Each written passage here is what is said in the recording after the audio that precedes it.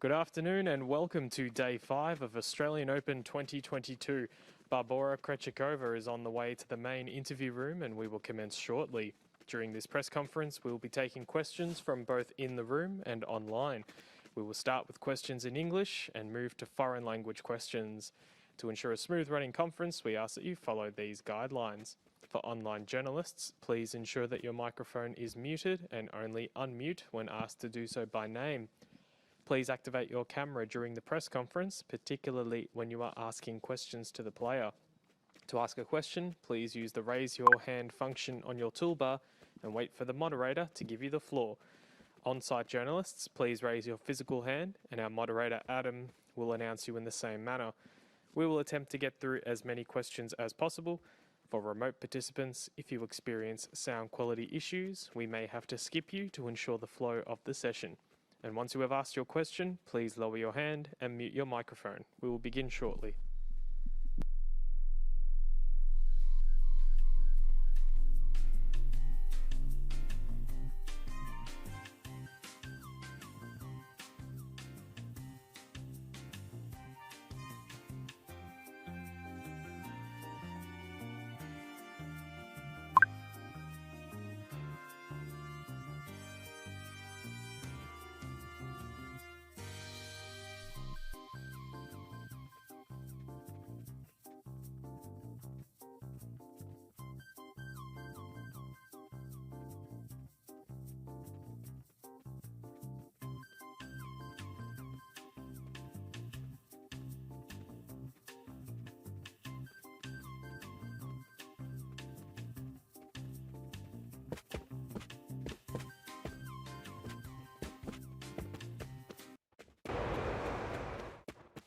The angle that we have from the booth here. They're standing in front of us. Some of them anyways. Yep, no, it does make that part a bit easier.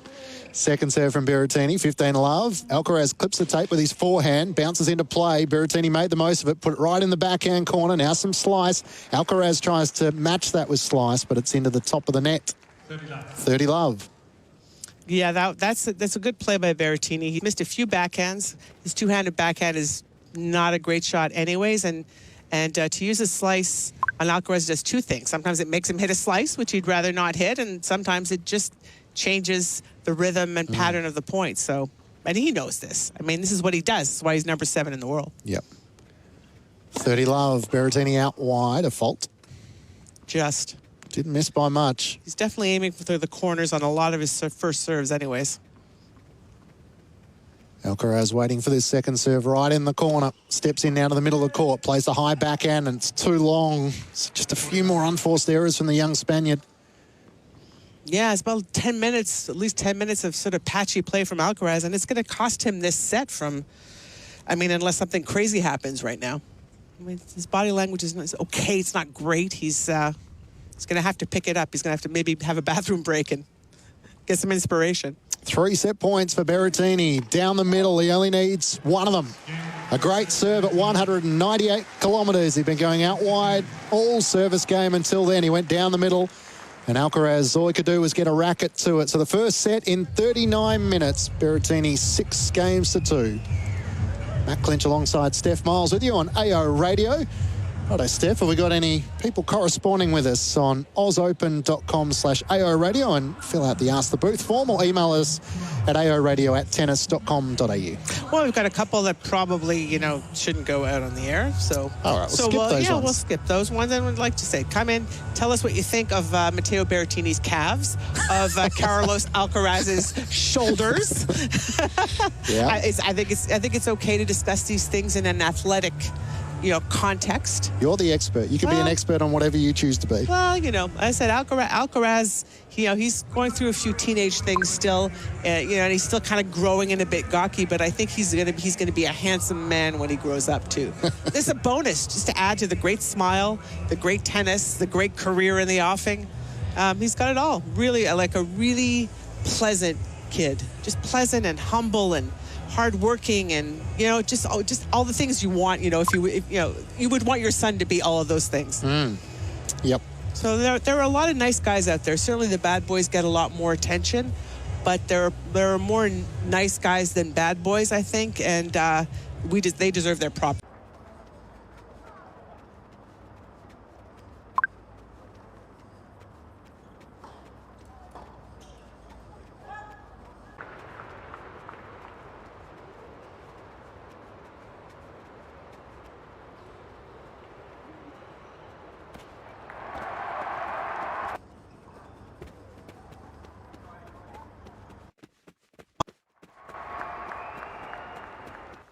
Closer with the games, and it started to be like more 50-50. So yeah, fair enough. And then just looking ahead to facing Vika.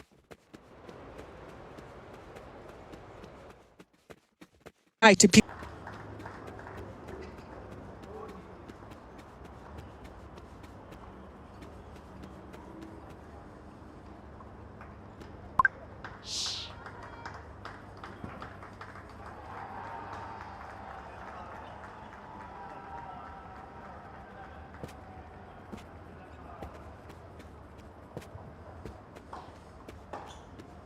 Who don't really love tennis, right? But he makes it interesting. So I'm for that. He grew up playing against the wall and dreaming that they were his idols, and now he's become one of them. He's a hard guy to beat, and I think that was the thing that stood out. I thought Nick Kyrgios played well. He did play well. Yeah, he played very well. He was playing the number 2 player in the world and the US Open champion. So that's my question. Is that as well as he can play at this stage of his career without a coach, not playing a lot of Grand Slams?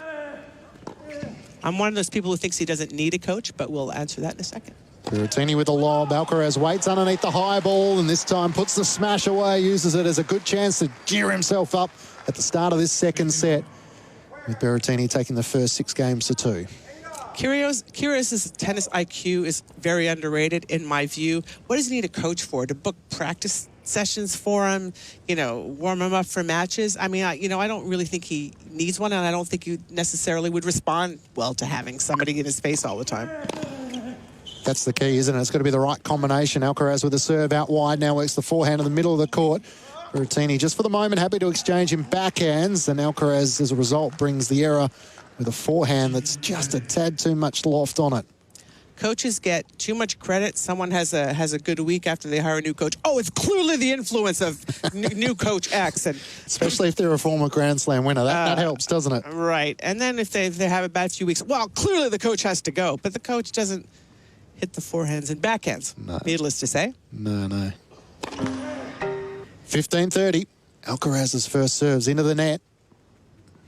Important service game here for the Spaniard. Second serve, oh, a double fold. Berrettini was on the move, and I think he caught the corner of the Spaniard's eye, and he saw him moving in. He did, and he forgot to watch the ball and therefore hit the frame. Yep. And missed by meters. Yeah, not that much. Yeah, he's continuing. He's not reset things at the start of this set at all. And he's already in trouble in this first game. So 2 break points for Berrettini at 15:40. Alcaraz's serve is into the middle of the net. Needs to take his time here. Second serve, break point for Berrettini. On the move again, plays a high backhand, 2 wide. Yeah, that was a pretty good second serve. It was a little bit into the body, and again, it kicked up, and it was to Berrettini's backhand. But it wasn't that quick. Berrettini maybe could have tried to take a shot at maybe running around, given on the first break point, because that didn't work. 1 break point saved, 30-40. Alcaraz going for the big serve down the middle. First serve percentage dropping like a stone. Yep.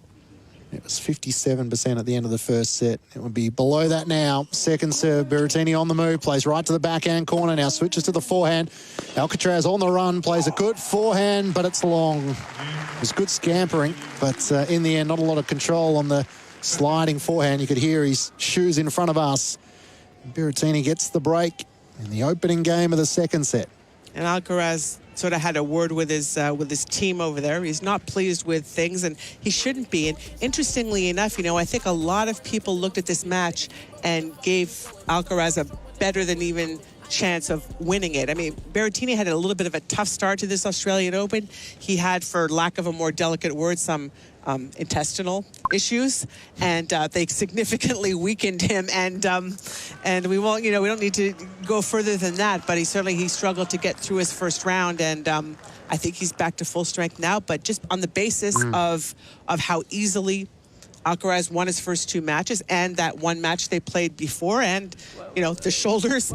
People gave him a really good chance at winning this, and I wonder if he was feeling that coming on, himself for coming on. But Berrettini is pretty much Wimbledon finalist. He's not having any of it so far. Alcaraz obviously ending the year well with the US Open, but it's a hard thing when you're a young player to try and back it up from Grand Slam to Grand Slam. Last year was bonus for him. Now it's a job, right? Yeah, now the expectations start to rise, don't they? Doggy daycare.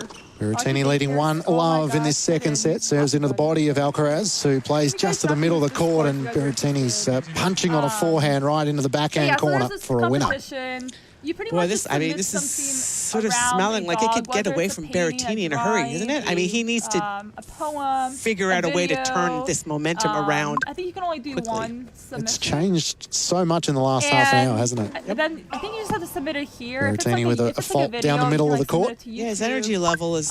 But yeah, look, guys, look at the prizes. Chirpy out there. You guys can get one of you guys. When we came into the commentary box, we were thinking 4 sets, probably. Those are really sick. Second serve, 15-love. Berrettini into the body of Alcaraz, plays it now to the middle of the court, and Berrettini's forehand was long, 15-all. Some pretty cool that was a little bit better, but also that was a second serve, and that's really sort of how it should go. I was actually calling. I was just off. Looking a little perplexed. Certainly that sit down after the first set didn't bring any solutions yet. 15-all. Berrettini into the body. Alcaraz blocks it black, but it balloons beyond the baseline. Yeah, into the body at 220. Yeah. Good not luck, much you anybody. can do with that, is there? Good luck, anybody. Even just trying to steer it back into the court. And so easy. It doesn't even look like he's swinging and it goes 220. It's not fair. Well, the evidence you need is you look at where Alcaraz is standing. He's a good 4 or 5 feet behind the baseline, awaiting this serve from Berrettini, who now plays to the backhand side. Slice now from Berrettini. Alcaraz couldn't help himself, went for the backhand down the line and missed it. Hit the post in the end. Yeah, he had that little moment of mini panic when he saw the slice, which is pretty good. It stays quite low, actually.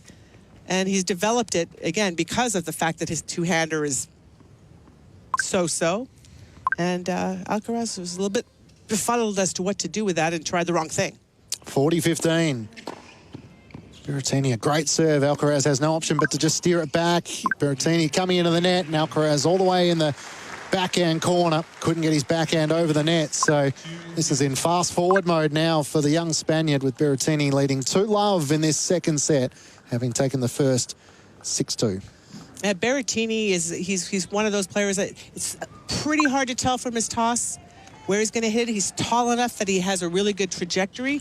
And in the last game of the first set, when he was serving for the set, he was going out corners. And in this one, he did at least a couple, maybe more jammers on the serve. So he's giving Alcaraz a lot of different looks. He's going to serve into the sun here. So big moment here for young Carlos. He starts with a good serve into the Berrettini body. And he's out of position as his forehand finds the net.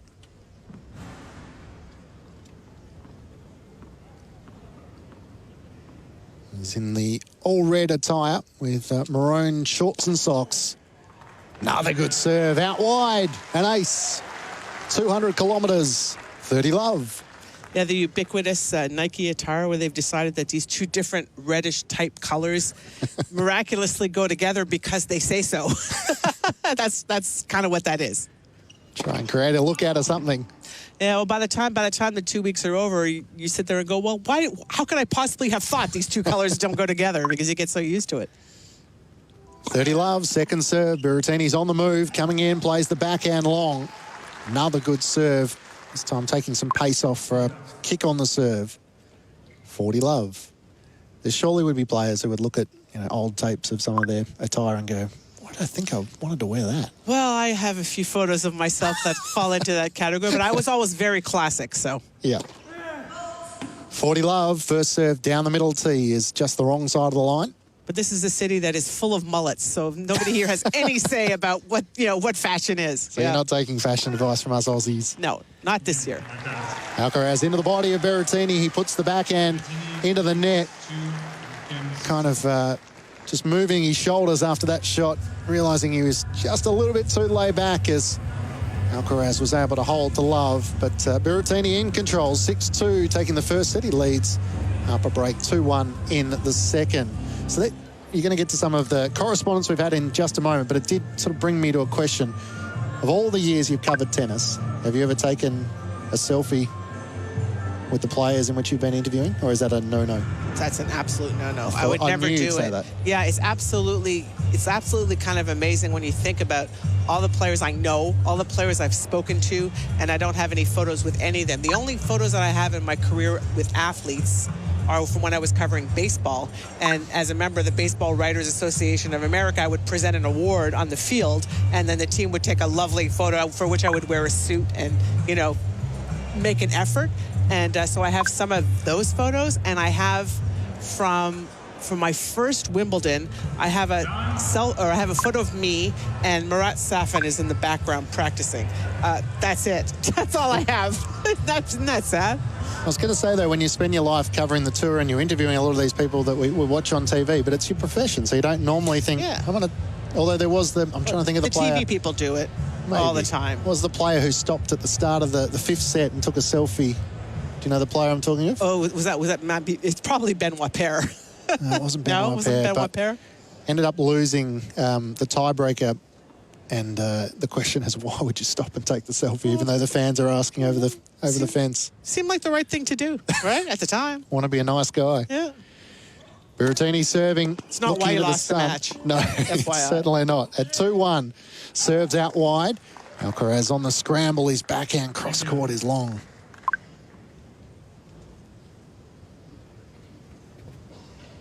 Yeah, no, I see some of the people sometimes get credentialed media and they're out there taking photos with people and whatever, and I'm just like, no. Try to pretend you've done it before. Yeah. 15-love. But that's where we are. First serve, as you could hear, was there into the net. Berrettini was serving his first serve at low 70% in that first set. Serves out wide with his second serve. Good return, backhand cross-court from Alcaraz. And then a great follow-up backhand down the forehand, whipping across the line. And some fist pumping and some sort of trying to urge himself on and maybe trying to kind of up his energy level a little bit because it's sort of sagged the last 20 minutes, and before he gets himself into too much trouble, he needs to sort of revive himself, and that's one way to do it. That backhand was right into the forehand corner for Berrettini, and he had little option but to play it back to the middle of the court. 15 all. That's how Berrettini gets out of trouble. A big booming serve out wide. Too good, right in the corner. There's absolutely nothing you can do about that. 30-15. Must be nice to have that weapon. I was going to say, just when you feel like you need to find another gear, Yep. the automatic get out of jail card. It's almost not optional in the modern men's game particularly. 30-15. Another ace down the middle. Yeah, so he's going out to the corners in this game. Let's say 2 games ago he went out wide. Previous game, and then one after that he was sort of jamming him up a little bit. Now he's going back towards the corners again. That's what all those practicing with targets, that's how that pays off. Carlos Alcaraz is bouncing on his toes, but really the serving has been so well positioned. Down the middle once more. This time he got a backhand to it, but it balloons out to the right. Berrettini's serving too well at the moment and leads 3-1 in this second set, having taken the first 6 games to 2. Yeah, that wide serve on the previous serve sort of almost set it up, because on that last serve, Alcaraz was cheating a little bit towards the outside, maybe thinking that he was going to try to defend the wide serve again. That opens up the tee. Berrettini finds that target right down. That's just right out of the textbook. I mean, that's the one thing about tennis is it's not individual points. It's just little. It's sort of a musical sort of strung together. You know, I mean, one thing builds into another, builds into another. 1-3. Alcaraz serves down the middle. Good serve. Berrettini works it back. Alcaraz comes to the service line. Went the big forehand down the line.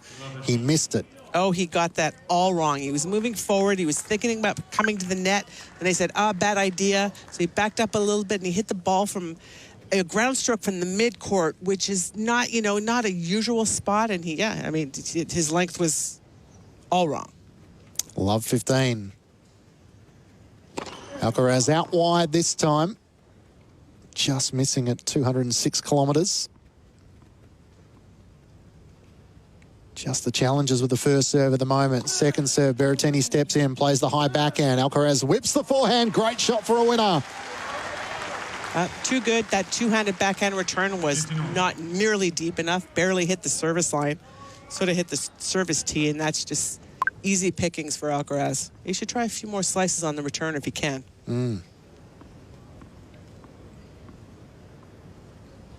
15 all. 1-3. Alcaraz looking to serve out wide. Ricochets into the clock, which shows 56 minutes so far. This match has elapsed. Second serve, Berrettini on the move once more. Cramped himself with the backhand. Had to try and flick it in the end down the line and put it into the middle of the net. A good second serve. Good second serve for a two-hander. Sort of into his left hip, trying to get out of the way. Still decent velocity, 156 on a second serve. It's as good as an ace. Yeah. If it doesn't come back, just doesn't show on the ace count. 30-15. Alcaraz down the middle. Berrettini plays the forehand to the middle of the court and then follows up with an off forehand to the backhand side. Alcaraz now plays deep. Berrettini with some slice, follows up once more. Slice to the middle of the court. Alcaraz wants to be aggressive, plays the forehand side. The passing shot from Berrettini is long. It was there. It was there. 15. But he could not pull the trigger on that one. And again, I don't understand why Alcaraz would ever serve to Berrettini's forehand, because he had to fight pretty hard to win the rest of that point after he did that. Sort of seems like a tactic to try and come into the net, but it's not working if you pick the wrong times. 40-15 here. Yeah. Good ace to hold serve. Down the middle, right in the tee. Much better plan. Berrettini leads 3-2. He has the break in the second set after taking the first 6 games to 2. AO Radio with Matt Clinch and Stephanie Miles with you. What about some of your thoughts that are coming through on AO Radio? Visit AustralianOpen.com/AO Radio and fill out the Ask the Booth form, or aoradio@tennis.com.au. Oh, we've got Priya Ganu, who is on holiday in Goa, which rub it in. Sure, Priya, that's great. Carlos looks like he's done his weights this offseason. See, I'm not the only one who noticed, Clinchy. It's yeah, we're there. Where's Goa? Goa is an island. Is it off the coast of India? That's a guess I'm for testing me. you here, aren't I? Yeah. Come on. Yeah, I think so. I'm sure somebody will pull out the global Google Atlas and let us know. Watching on the Beach Hotel TV, they let him or her have the remote, waiting for Rafa next. Well, that's a win. That's a pretty good holiday. So Rafael Nadal, the second of the night matches, taking on Russian Karen Khachanov. First meeting since the Davis Cup final back in 2019 for those two. Joe and Steve from Brisbane. Steve says, I love your commentary and my extensive vocabulary. I don't even pull out the good stuff either because, yeah, it doesn't work on the radio. But I would like to say that a man being physically out of balance is not always a bad thing. I, for instance, have relatively small hands and small feet. However, Steve does not play professional tennis. So, Steve, all due respect to you, having small hands is be tough to, where are you going, with a tennis Steph? racket. Where No, are we going? It's tough to hold a tennis racket with a small hand. Tough to change your grip. Thankfully, Berrettini's about to serve, which nicely changes the topic. The serve down the middle, Alcaraz works it to the middle of the court, now switches to the forehand. Berrettini with the forehand down the line. Good rally so far. Berrettini whips the forehand, and then eventually the off forehand is just wide. That was there. He just missed it by a little bit. A little careful in that rally. It was about the width of the line out. So close-ish, but not desperately close. No. 4 or 5 bounces of the ball, love 15. Berrettini down the middle, not missing by much. You could turn here quickly. It's a small opening. Alcaraz looks to step in, take a high backhand, push Berrettini into the backhand corner. Now an off forehand into the backhand corner. It was a good attacking move because Berrettini had no option to play slice down the line and found the net. Got good depth on those ground strokes from Alcaraz, who also looks over to his camp again and drops a few more vamos, a couple of more fist pumps on there. He's trying to get himself going. He's usually kind of bouncier and kind of sprightlier than this. He's trying. I feel like the crowd at Rod Laver Arena is waiting for something to get involved in this match as well. Very true. Yep. Like an underdog. Love 30. Down the middle, Berrettini, good serve. Alcaraz has got an option to block it back. And Berrettini in the middle of the court puts the forehand away for a winner. 218 T first serve at love 30. Just like his coach would tell him to do if there were, coaching in tennis. Which we know, of course, there's not. No. No, during the match never happens. No. Berrettini serves out wide, an ace. Right into the corner at 208 kilometres for 30 all. Ideally, if you're going for the radar gun glory, you need to go T. That's where the fastest serves are. So if you can serve 208 wide like that, you are serving. He's playing a mental game though here with Carlos Alcaraz. He's trying to guess out wide previous game. 30 all, goes out wide again. Alcaraz works it back, but all the court's open on the backhand side, and now Berrettini's at the net. Alcaraz, great scampering, got the forehand, but hit it long. And a little fist bump from Berrettini as well over to Team Matteo. Carlos Alcaraz found himself sitting on Rod Laver Arena, giving his all, and couldn't come up with a winning shot.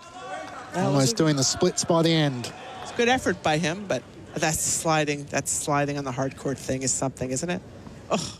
Just the confidence that you're not going to roll your ankle. I know they play a lot of tennis on hard courts. Yeah, but 40-30. Berrettini, good big serve down the middle. Alcaraz's forehands into the net. So the little opening for Alcaraz closed pretty quickly, and Berrettini with the break leads 4-2 in this second set. Yeah, Berrettini bared down a little bit in that game because he knew that it was a slight opportunity for the momentum to shift, and he wanted to shut that right down. It's good match play, good experienced match play to recognize those moments. And of course, you have to have the talent to be able to execute it as well, of course, but they all have talent. Steph Miles, the voice there, alongside Matt Clinch with you on AO Radio. Alcaraz with an ace himself this time. Berrettini's not convinced. Out Looks wide. over at imaginary line and says, okay, good enough. Can't argue with anybody anyway, so. It's a good serve looking into the sun at the far end from us here at Rod Laver Arena. 15 love. Big serve down the middle, but the wrong side of the line.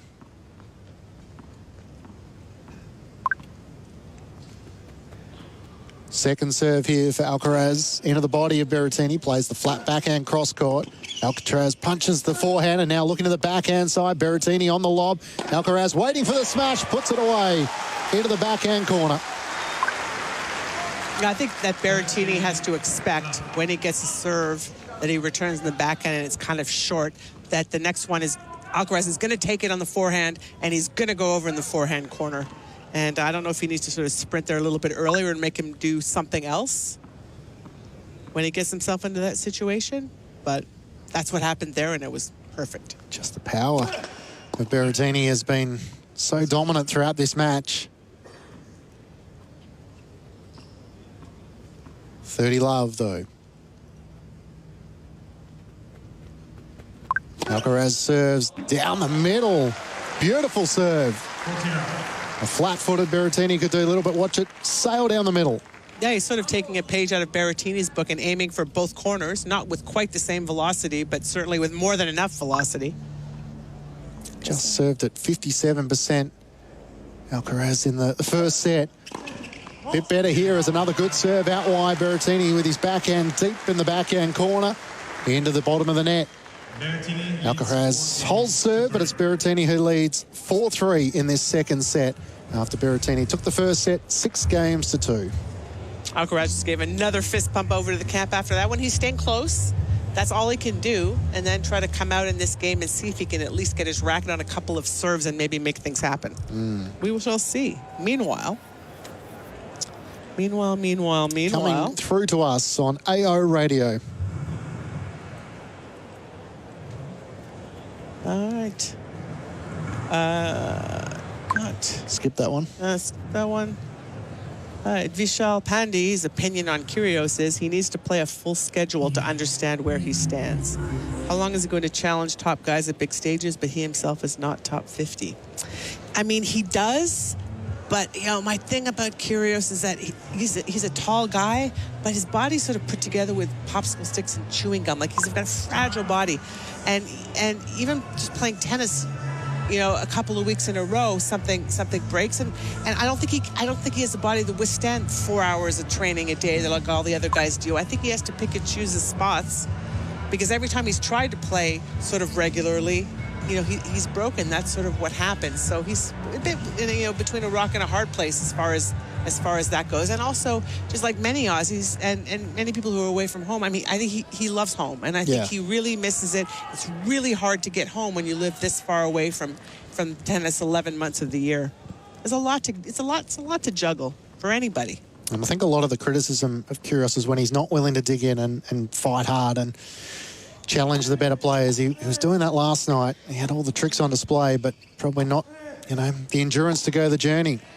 Now, I think when he feels like he can't win, that's when he starts clowning around. And I think that's probably what people don't appreciate, fairly so, because you can't go to a match expecting the outcome, but you do have a right to expect full effort until the end. Absolutely. And yet, sometimes for a player like him, once he has the freedom to sort of feel like the game is slipping out of his hands, he tries something different, and it can change the momentum of a match. It can. No, he's a compelling character, and for all of his qualities and many flaws, he's, you know, you can't look away. A little bit like a car crash sometimes, but the kids love him. And Lord knows, with the demographic of tennis being, you know, seasoned, we need all the kids that we can get who get initiated to and enjoy our sport, and the kids absolutely love him. I have some photos of him way back when Felix Auger-Aliassime was like 14, 15 at the academy in Montreal, and he and Jack Sock are out on the practice court clowning around, and all the boys are just there, just, you know, fascinated by him. 15-all in this match. Berrettini with a backhand cross court, trying to put Alcaraz right in the back corner, and then it's eventually the Italian who comes up with the error, trying to play the backhand and change the angle for down the line. Well, that's good pounding of Berrettini's backhand. I mean, that's the key to success in this match for Alcaraz, who stayed close and now maybe has a little bit of an opening at 15-30.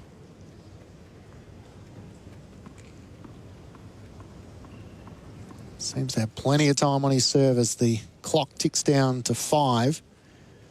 Berrettini, big serve down the middle. Alcaraz works it to the middle of the court. Now the backhand cross court.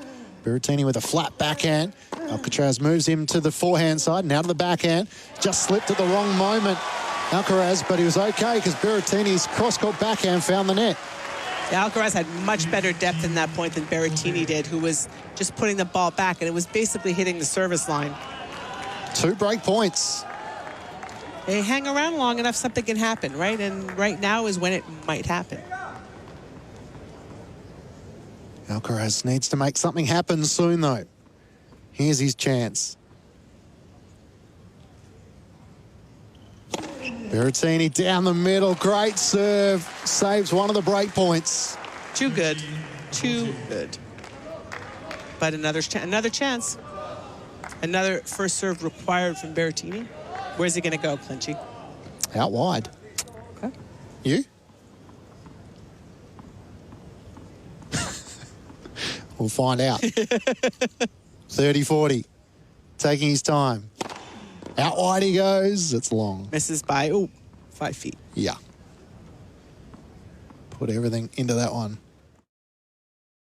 Yeah. Good morning, everybody. Guten Morgen, Freunde. Live aus die Centraland. Live Melbourne. Live in the Australian Open. We are stay here in the Metaverse. Ja, Freunde, guten Morgen, guten Start in den Freitagmorgen. Live aus Decentraland, live aus Melbourne. Die Australian Open heute Spieltag Match 3 für Alexander Zverev. Deutscher Tennis. Ohne Zverev geht gar nichts. Zverev der Olympiasieger. You can see it, you can hear it, and you can be in at the internet in the browser game, the Centraland, the blockchain game, free NFT, free giveaways. Have a nice show, have a nice day, and good luck to Alexander Zverev. Better about things now than he was about 15 minutes ago. And rightly so. Absolutely. It's funny what a break can do to your confidence. 15 love. First serve into the middle of the net. How aggressive will Berrettini be here as he awaits the second serve? Steps in once more, takes the high backhand, but steers it wide. Slice it, Matteo. Don't depend on that two-handed return. It's not been particularly good today, especially on second serves, funnily enough. A little bit better when he has more pace to work with and just has to redirect it. 30 love. First serve into the net.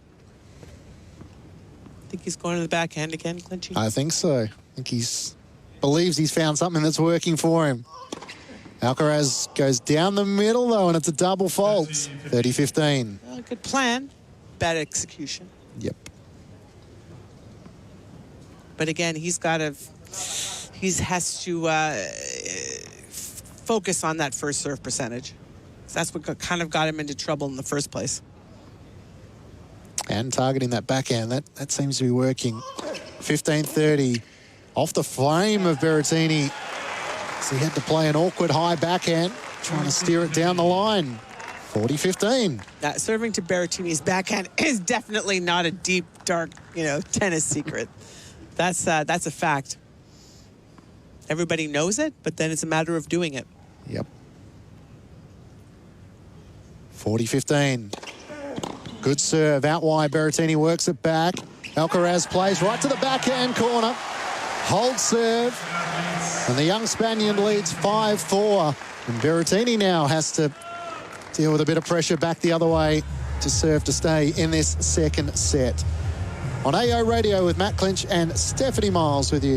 If you want to get in touch with us, you can visit ausopen.com/AO Radio and fill out the Ask the Booth form, or email us at aoradio@tennis.com.au. Don't forget, of course, in between the day and the night session, we've got the Twilight Show coming up with Kate Kearns, Craig Gabriel, Sam Duncan's coming in. But in the meantime... All right, Vishal has weighed in on Goa. It is in India, so I was half right. It's not an island, though. It's a beach holiday destination. They do have a fair amount of coastline in India, so yeah, there you go. Dean from Sydney. Just a comment about the AO crowds chanting of Sui. My nephew told me last year that he hated tennis. This year he was watching Nick Kyrgios and loving the Sui chant. Said maybe everybody complaining about Sui are just old like me and out of touch with the younger gen. Well, you know what? It's annoying because the thing is people are watching on television, they don't realize what it is, and they think everybody's booing. So that's problematic. But the other thing about that is that we all know the collective attention span these days is about 5 minutes. So that's the thing right now, but I guarantee you probably by the middle of next week, everybody will have forgotten about that and moved on to something else already. So it's just a temporary annoyance. It was pointed out to me, though, last night that there's largely male members of the audience that are doing this. Yeah, with mullets, yeah. For those of you listening to AO Radio around the world, it's not a true reflection of the Australian crowd, but yeah, it gives you a bit of a taste. 4-5. Berrettini with a good serve down the middle, then comes into the net and plays the forehand down the line for a winner. 15-love.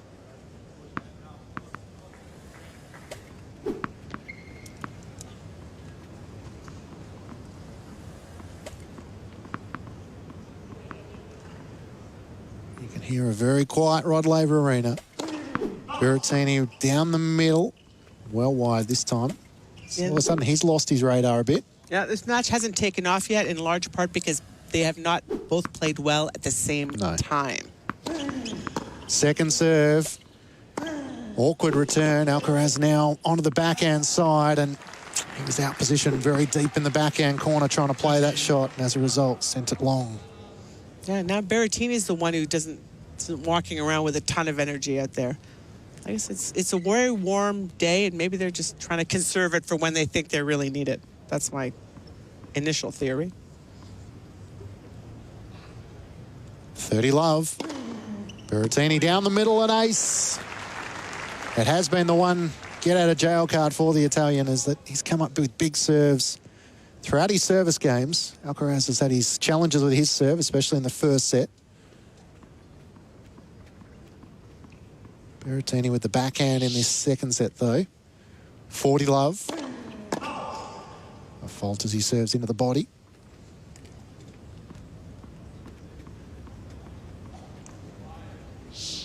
Alcaraz swaying on the baseline, takes a big step in, goes for the backhand down the line, but missed it. Worth a shot at 40-love. Yep. 5-all in the second set after Berrettini took the first 6 games to 2. This is like...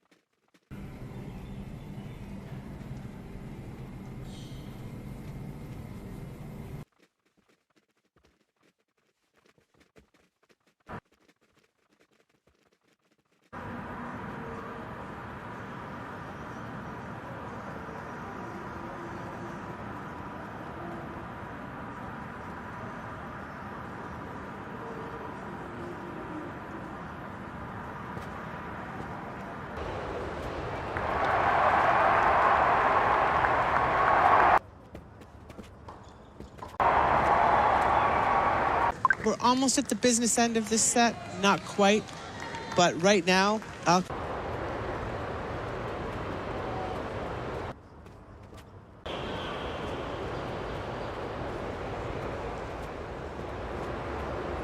Alcaraz needs to focus on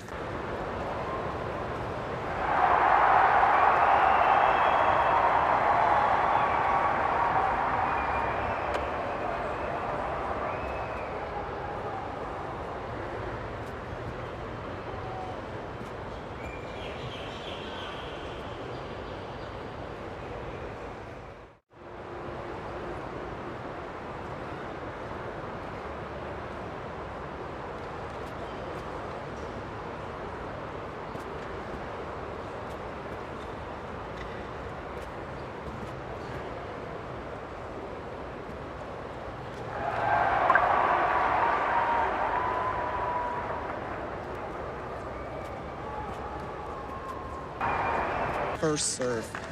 He needs to hold, take his chances in a tiebreak, but he can't do that if he's going to keep hitting second serves. Serving from the far end here at Rod Laver Arena. The Spaniard sends it out wide. Berrettini chops it back. Alcaraz goes to the forehand side. Now switches to the backhand side. Berrettini with slice. It's too deep for that shot. Yeah, he sort of motions forward and realizes that he really should have used his body more going into that shot. He really stood there and waited for that slice to come to him. And you know, if you're going to hit a slice, I mean, don't miss it in the net. Don't.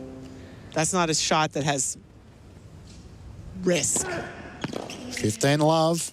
Alcaraz out wide and then comes into the net, plays a high backhand. Now to the backhand side. Alcaraz looking to really play the Berrettini backhand side. Now changes the backhand down the line. It's a good mix-up, and it results in a winner. 30 love. Very well played by Alcaraz. I mean, and that ultimately, that's the book on Berrettini. You pound his backhand, pound it, pound it, pound it, and then when you have the opening, then you unleash a forehand to the other corner. And, I mean, it works. It's not easy to do, like any game plan, but that's what it is. Alcaraz just starting to work his way into this match now. Good serve down the middle, goes the drop shot. Berrettini in, Alcaraz at the net, he's passed. Wasn't a terrible drop shot. Followed it in. Berrettini's tall, so that's a few strides for him, but still, to do something with that and then to put it cross court like that, that's the kind of shot that could sort of light this match up a little bit. The crowd appreciated it. Had to get down so low, not to mention the quick feet. He's able to use his wrist to flick it into the court for a winner.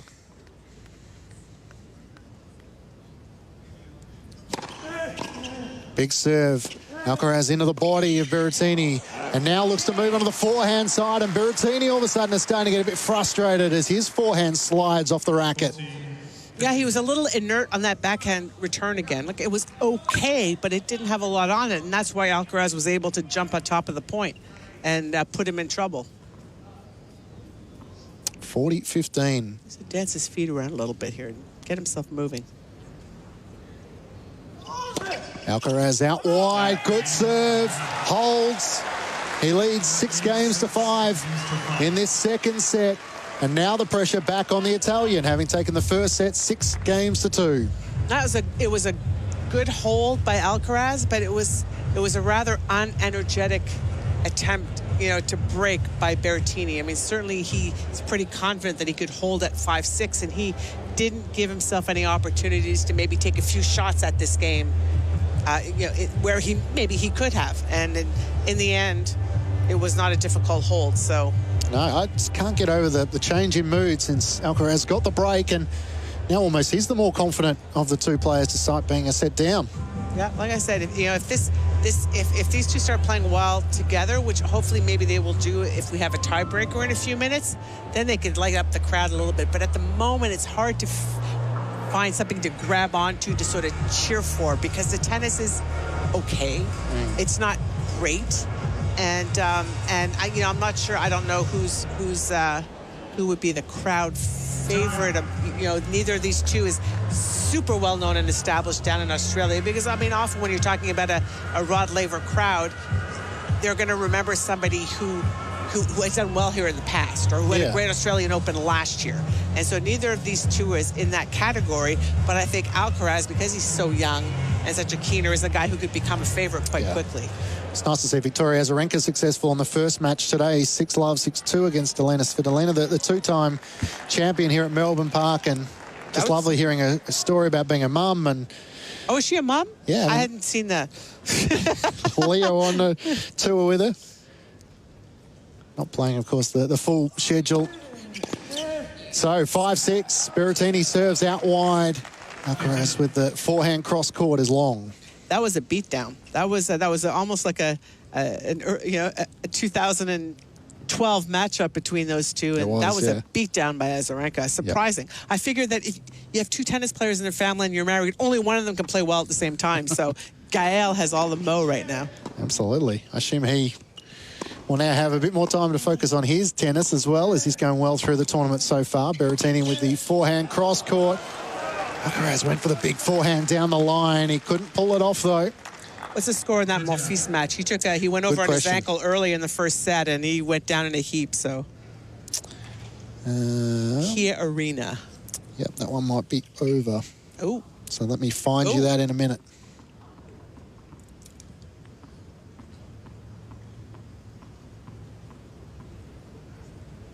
.30-love.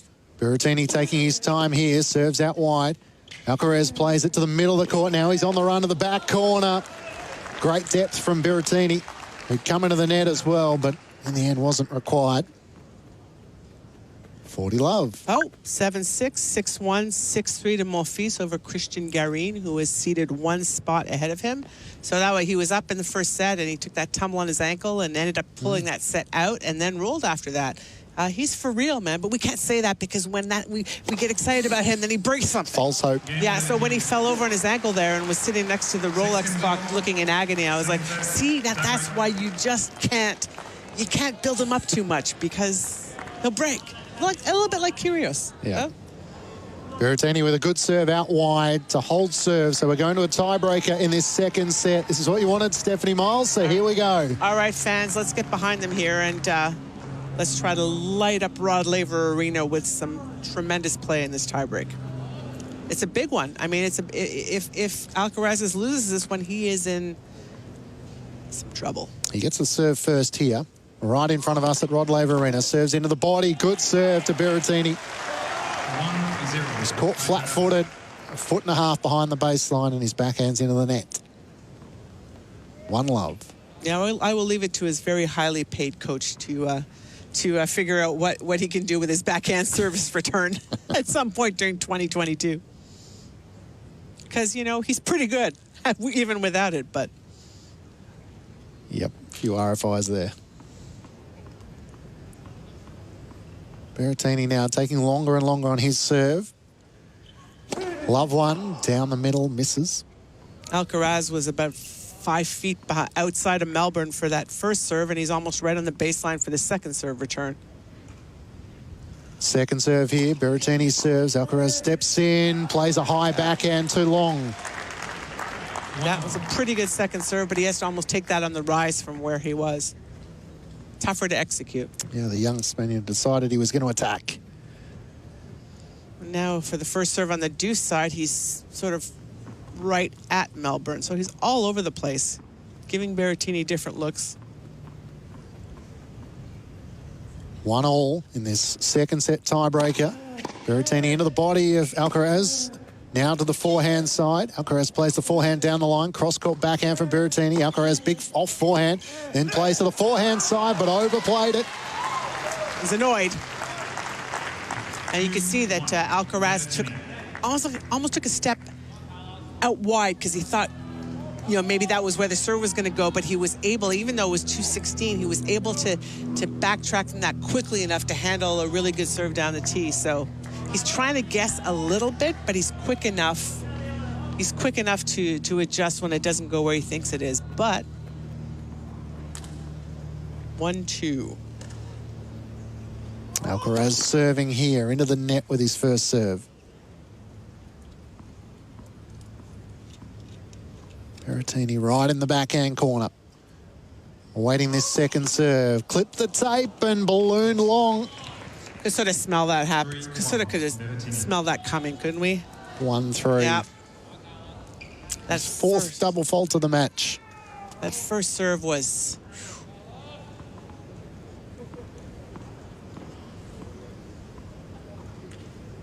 Second set tiebreaker. Alcaraz serving at 1-3. Once more, too long.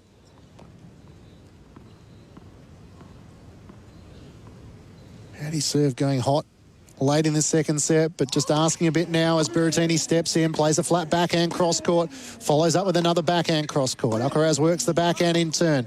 Now switches to the forehand. Berrettini plays to the middle of the court with his forehand. Berrettini on the move. Great shot down the line. Sublime backhand. And the Italian pumps his fist. 4-1 in the tiebreaker. We should point out, for those of you who were not able to see it, that was a slice backhand down the line passing shot, which is very Steffi Graf.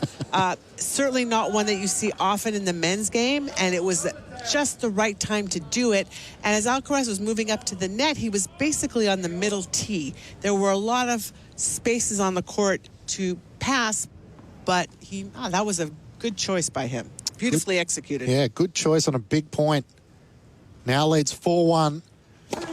Serves out wide. Alcaraz can only get a racket to it. Just the frame and no more. 5-1. Well, things flipped around in a hurry, didn't they? Again, a couple of missed first serves. Yeah. That's really all it comes down to. And one really, really delicious slice down the line. Backhand passing shot. Put that on your postcard from yeah. AO22. Oh, yeah. I mean, that's, whatever happens in this match, that's the shot that I'm going to remember. Yep. I look real good. Especially given the challenges on the backhand in this second set. Might not be a convincing answer for the future, but it's an answer for now.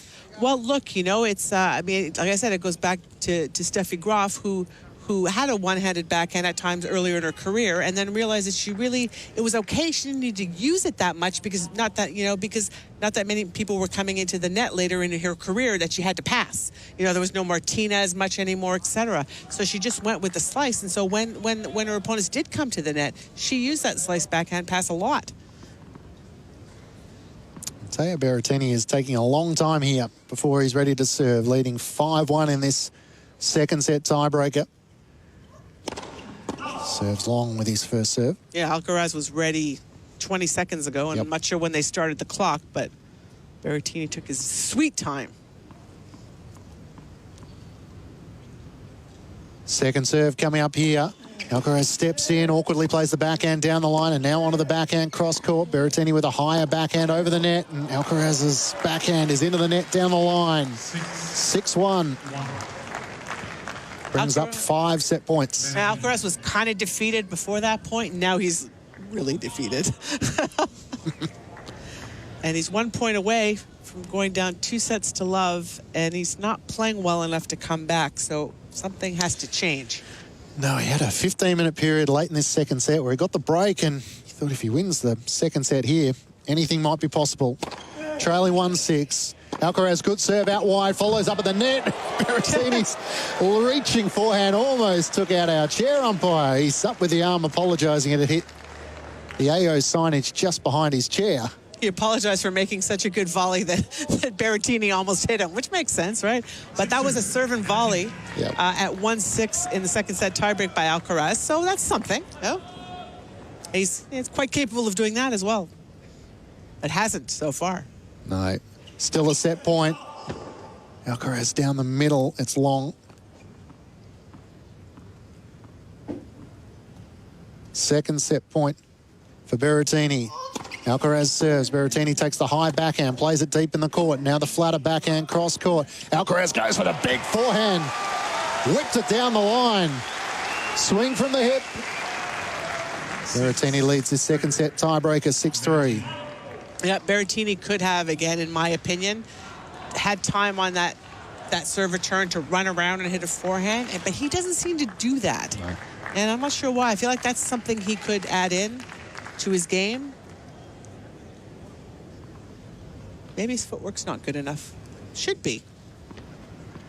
It's a matter of intent and, interest in doing it. Berettini now with this second set on his racket, serving at 6-3 out wide. Alcaraz works it back. Berettini, middle of the court, plays to the forehand side, and there it is. The second set in a tiebreaker, 7-3. Matteo Berettini leads 2 sets to love, 6-2, 7-6. Well, remember earlier on when on live radio I said that there was a possibility that the evening session might be a little bit delayed by, what could potentially be happening here? Well, can we erase that tape? I take that back. I never actually said that. That's a lie. You never go back to your predictions. No, predictions are always out there to be criticised and to give feedback a little bit if you want to get in touch with us. But most of the time, you can't sit on the fence, Steph. Yeah, You got to I don't. call it as you see it, and we love the fact that you never do.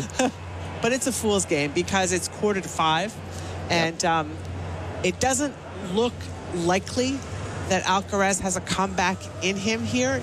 Never say never. He has not gone for a bathroom break to possibly think things over. There have been far fewer bathroom breaks so far in this Australian Open, and I don't know if it's because of the time limit rule changes. But the bathroom here is nice and close.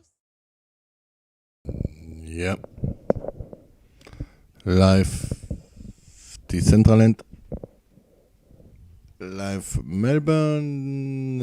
In the Internet. Blockchain Game Decentraland. In the Meta. Ja, Freunde, das ist die Sendung aus Decentraland. Guten Morgen, Deutschland. Unser Superstar Alexander Zverev startet in wenigen Minuten. Verzögerung auf dem Court.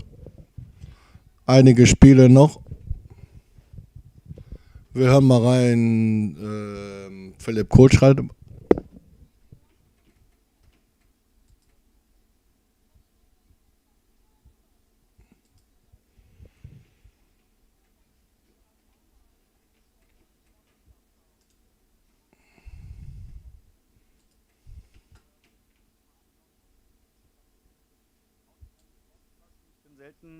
Sprachlos oder habe selten wenig zu erzählen, aber es ist heute so ein Match, da gibt es nicht viel zu sagen. Ich habe sie gerade auch auf der Pressekonferenz erlebt. Also so sieht man sie und erlebt man sie ja auch selten. Ist es trotzdem so, dass Sie versuchen, das jetzt irgendwie noch zu analysieren oder einzuschätzen oder Schwamm drüber? Ja, Schwamm drüber nicht. Natürlich wird man wahrscheinlich nochmal irgendwie schauen oder wie auch immer, ob es irgendwas gibt. Aber es war durch und durch von mir, sage ich mal, eine sehr, sehr schlechte Leistung. Auf die kann ich ja nicht mal aufbauen, dass ich sage, okay, ich nehme jetzt irgendwas mit ins Training und sage, okay, ich war zu langsam in der Ecke oder schlecht aufgeschlagen. Es war halt einfach komplett sehr viele Misthits, Timing schlecht, ich habe einen Volley mit einem also Doppelfehler noch und nöcher. Also es gibt eine Endlos-Story von mir, aber ich habe gelernt, muss immer positiv sein. Mein Gegner hat auch heute nichts falsch gemacht. Beim Tennis gehören immer 2 dazu. Der hat es geschafft, mit guter Länge zu spielen, hat toll verteilt, hat seine Dinge perfekt gemacht und ich war einfach nicht in der Lage, irgendwas dagegen zu setzen und er hat mich einfach schlecht aussehen lassen und dafür gibt es eben noch einen Punch in der Umkleide oder so. Wie war der erste Kontakt mit dem Team, mit dem Coach? Das Gute ist, der Coach kann nicht in die Umkleide. Das habe ich mir auch gleich gesagt. Ich verstecke mich da den ganzen Tag, weil wer weiß, was mich erwartet. Aber er hat gemeint, er geht jetzt einen Burger essen und es kann mir, glaube ich, heute keiner böse sein. Ja, es war keine Fehlentscheidung, es war kein Aufgeben, es war kein ich glaube, heute sind wirklich alle so in meinem Team irgendwo ein bisschen ratlos und man lernt oder es gibt immer wieder neue Dinge zu erleben. Ich bin 38, habe, glaube ich, schon einige Tennismatches hinter mir und das kann ich wahrscheinlich heute auch von wie wenig Spiele ich gemacht habe, in diese Kategorie mit die größte Packung irgendwie auch mit aufnehmen und ist auf der Negativseite dann doch ein Highlight. Als erfahrener Tennisspieler wissen Sie auch, mit Niederlagen umzugehen. Jetzt ist das eine neue Situation. Was macht man denn dann als Philipp Kohlschreiber heute Abend noch? Ja, natürlich geht es irgendwann nach Hause. Da muss man jetzt schauen. Man hat noch ein paar Dinge abzuwickeln hier in Australien. Aber wie gesagt, man merkt es ja auch, ich kann irgendwie auch nicht sauer sein. Es wäre viel schlimmer, wenn ich jetzt hier sitze und mir alle gratulieren für ein tolles Match und hey, 5-7 im 5. Bad Luck, das ist ja auch gut und werde ich ein Monsterhals. Ich kann nicht sauer sein, ich habe es probiert, aber ich war einfach heute irgendwo und gibt es auch jetzt wenig zu schimpfen. Ich nehme das locker. Ich bin kurzfristig als irgendwie Letzter hier im Feld irgendwie reingekommen, hergeflogen. Ich habe eine ordentliche erste Runde gespielt und heute war halt einfach nicht mein Tag. Muss man abhaken, nach vorne schauen. Ich habe immer noch meinen Plan im Kopf, mit Doha, Dubai zu spielen. Und ich bin da auch guter Dinge, dass ich auch trotz des Tages heute mit einem guten Gefühl nach Hause fahre und einfach irgendwie irgendwas anderes trainiere. Zum Abschluss noch, als Dienstältester haben Sie wahrscheinlich dann auch mitbekommen, dass ja nicht so viel nachkommt. Also gerade ist irgendwie der Wurm drin bei den Deutschen, natürlich abgesehen von der Speerspitze mit Alexander Zverev. Wie sehen Sie die Situation rund um die deutschen Spieler? Ja, muss man natürlich sagen, Sascha ist sozusagen unser großer Lichtblick, aber es darf natürlich nicht darüber hinwegtäuschen, dass doch einige Spieler auch schon älter sind. Also ich nehme mal mich komplett weg, aber auch ein Struffi ist schon ewig lang dabei und ist ja auch schon ein bisschen, ich glaube, ein paar Jahre über 30. Ja, ich weiß nicht mehr genau, ob er jetzt 2, 3, 34 ist. Also da geht es ja auch schon irgendwann zum Ende, sage ich jetzt mal. Und es kommt einfach zu wenig nach. Ich glaube, ich will nicht alles schwarz sehen oder negativ sein, aber das muss man auch mal ansprechen. Es kommt zu wenig nach.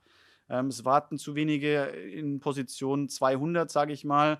Und da haben uns leider viele andere Länder also alles weggenommen. Ja. Die Italiener haben nicht nur jetzt, dass da so ein Musetti und wie sie alle heißen, sind dann jetzt so extrem weit vorne sind. Die kommen einfach viele nach. Und das muss man halt auch irgendwann mal analysieren. Das auch vielleicht ein paar Dinge hinterfragen, auch mal kritisch sein, vielleicht auch mal irgendwas umstellen. Und nicht nur immer sagen, ja, hier, sondern auch mal Mut haben, was umzustellen, weil es kommt wirklich extrem wenig nach. Könnten Sie sich vorstellen, den Verband dabei zu unterstützen dann nach Ihrem Karriereende? Das dauerte ja noch ewig. Ich glaube, es würde viele Leute geben, die mithelfen wollen. Aber, da würde ich jetzt dieses Aber wegen hinschieben, es muss sich halt wirklich was verändern. Und ich glaube, dass in dieser Situation, wo wir haben, schwierig. Und ich sage jetzt nur ein positives Beispiel. Warum sind so viele Ex-Top-Spieler im französischen Verband involviert? Die müssten alle nicht, ja, die haben tolle Karrieren gehabt und waren erfolgreich, aber die sind trotzdem irgendwie involviert. Und da muss man halt die Frage schauen, warum es bei uns vielleicht nicht so ist. Und das sind eben Fragen, die man vielleicht auch mal stellen müsste. Und dann kann man irgendwie, ich sage nicht, dass alles schlecht ist, wir haben schon, aber da könnte man vielleicht mal in die Richtung denken. Vielen Dank. Bitteschön.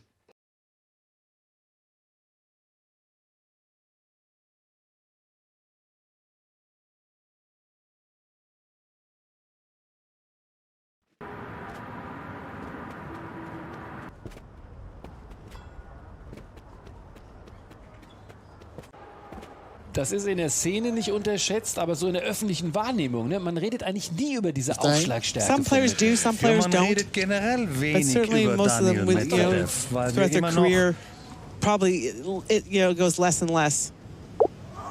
Second serve, Berrettini. Alcaraz moves forward, takes the backhand return. Now backhand slice down the line. Berrettini punches a forehand to the middle of the court.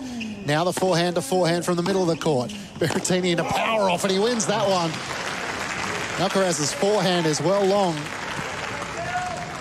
Alcaraz has a good forehand, but if they're going to go forehand to forehand down the middle of the court, I'm kind of backing Berrettini to win more often than not. That's not how Alcaraz wants those points to go, that's for sure. He wants to turn it into a backhand contest. 40-15. Berrettini out wide. Alcaraz works the forehand back. Berrettini straight back to the forehand side and a lazy shot from Alcaraz right at the back of the court, trying to play a forehand slice which finds the net. Adam Brent has thoughts about Kyrgios and about my thoughts about it. He said, to the end of needing a coach and a great physio coach, he said both his body and his data-driven game would be better served. He can improve the glue and popsicle and tape physique as well as play the numbers better. Said Mia helps Nadal this way, and Nadal has a crazy high tennis IQ. Love your commentary. Nadal does have a great IQ, and again, so does Kyrgios. I don't know, I don't see him as a guy who's going to.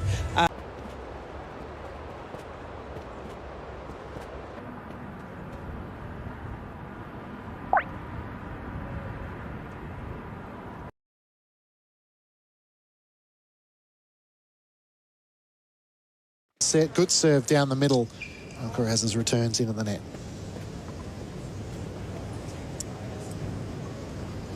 Who have you got out of Ash Barty tonight and Camilla Giorgi? Of course, the Italian, Barty's had a relatively good opening couple of rounds. She's steamrolled. Hasn't been broken in her last 5 matches. Hasn't really been tested.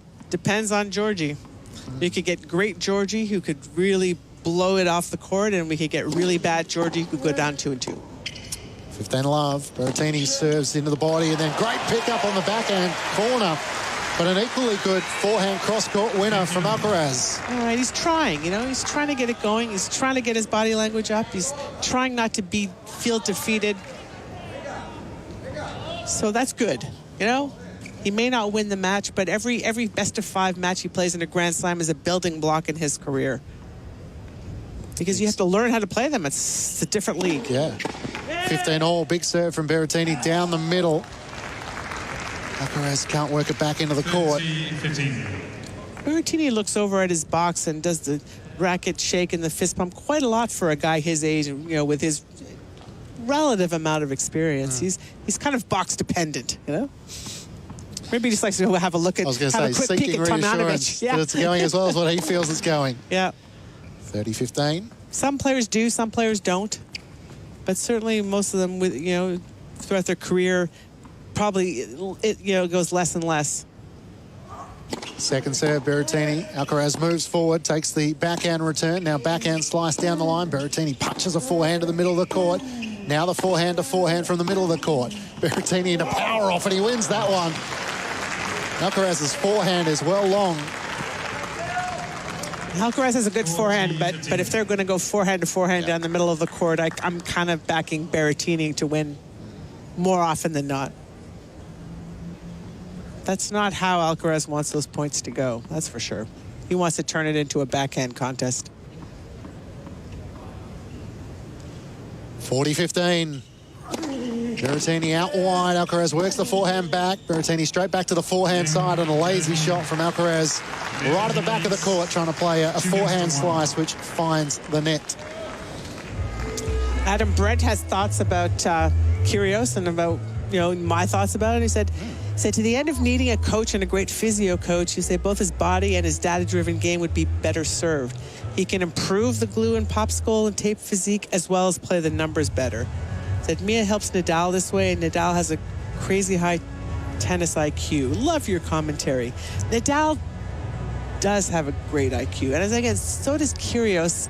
I don't know, I don't see him as a guy who's going to caught into the data-driven tennis analysis to try to improve his tennis. That's the problem. I don't think he would be receptive to it. I think he's one of those guys who just wants to play the way he plays instinctively. Yeah, I don't see him doing homework. Yeah. No, you spoke about Berrettini in terms of turning to his coach's box. Kyrgios is a player who wants everyone on the same page. If you're not on Team Nick, he doesn't need you. Yeah, because there's enough doubters in other parts of the crowd. Yeah, I mean, that's why you have your people there to be there. And they're not on your phone. You never look down. You give him all your attention. When you look over at some of the player boxes when their player are losing, and you see all of them looking so depressed they want to go out and hit the bar. It's like, no, that's not what you want to see. You don't want them just happy when you make a nice shot. Yeah. You want them out there when you're, when you're struggling a little bit. I feel like there's box protocol. There should be like a booklet, and that everybody should follow that. Out on court 3, Pablo Carreño Busta leads Sebastian Korda 5-3 in that match taking place at the moment. Shapovalov 2-all with Opelka in the second set, having taken the first in a tiebreaker 7-4. Alcaraz serving in front of us, trailing 1-2 in this third set. Serves down the middle, an ace. 212 kilometers. That's bringing it for a guy who's 6'1", maybe. Yep. It's hard to say. When they're in the 6'1" range, sometimes or just below, they tend to add a little bit. As we say in Canada, they kind of measured them on their ice skates. 15 love. Another good serve from Alcaraz down the middle. Berrettini stuck in the backhand corner, goes the lob. Alcaraz with a smash. Oh, he did not leave very much margin for error on that one. It almost got a little bit behind him. Yeah, he was leaning back, off balance, was still able to execute. Yeah, that could have gone horribly wrong. Oh, it was a little better than I thought. He had a few inches from the sideline, but... Alcaraz has found his serve into the body of Berrettini. Goes the drop shot. Why not? Berrettini comes in. Good volley. Now has to be passed. Touch is not quite there from Berrettini. That worked. Alcaraz did not follow that drop shot to the net, but he got an easy pass. He could have done a few things, maybe done a lot, but he ended up just sort of spinning it and having it drop low for Berrettini, and that was very effective. So he's thinking out there. He's fighting still. Good. Well, he'll come out of this a better player. 40 love here. Is there one more flip in the script? Doesn't feel like it, but Alcaraz might have other ideas. Serves out wide. Good serve. Berrettini out of court. As you heard, hit into the corner of the chair umpire's stand. Alcaraz, for the moment, isn't done with yet. 2-all. New tennis balls, I suspect. It's 2-2, and people are going back to their benches to get another racket. Don't have to do the math to know that they've done 9 games, and off we go. That's just one of those things that one person does, and then everybody else just puts it in there. I mean, of course, it's nice that you can go and have 8 rackets strung for every tennis match. I don't know about you, Clinchy, but you know it's a little out of my tennis budget. Yeah, I was about to say. I always have a freshie. I should mention also that I play with Berrettini's racket, so clearly it's just a fantastic racket. There you go. But yeah, not 8. And the stings don't break that much anymore. So to be able to just keep restringing them, even though they're perfectly fine, it's definitely a first world situation. It's a luxury that the professionals have more than your average club player, that's for sure. So new balls, 2-all. Berrettini to serve from the far end here at Rod Laver Arena. Serves out wide. Alcaraz just works the forehand back. Berrettini turns and punches a forehand into the corner. Now comes into the net. Alcaraz on the slide. Berrettini at the net. Puts it away. Well, Alcaraz asked a few questions in that point, and Berrettini had the answers, but he's still trying to make him play, still trying to make something happen. I don't see something happening, but it's tennis. You never know. You never know. And if you don't try, you can only look back with regret. If you know you gave it everything you possibly could, then at least you can go to the bar after the match and say, well, I gave it everything I had. 15 love. Berrettini's first serve is too wide. Unless Berrettini gets nervous on the serve, it doesn't feel like too much is going to go off script, but you just never know. I meant the smoothie bar, by the way. Just, yeah. I was with you. Into the body. Alcaraz works it back, now turns to the forehand, plays to the backhand side. Berrettini now runs around onto the forehand. He plays into Alcaraz's backhand side. Flatter backhand over the net now from Berrettini. Mitches to the forehand. Alcaraz's forehand is too long. Yeah, that's not the point he wants to play. He knows it. Yeah, he's in animated dialogue with mainly himself. And when he gives Berrettini too much pace on that backhand, that's when Berrettini hits it the best. So he needs to change, when he goes there, he needs to change it up and put a little more spin on it. 30 love.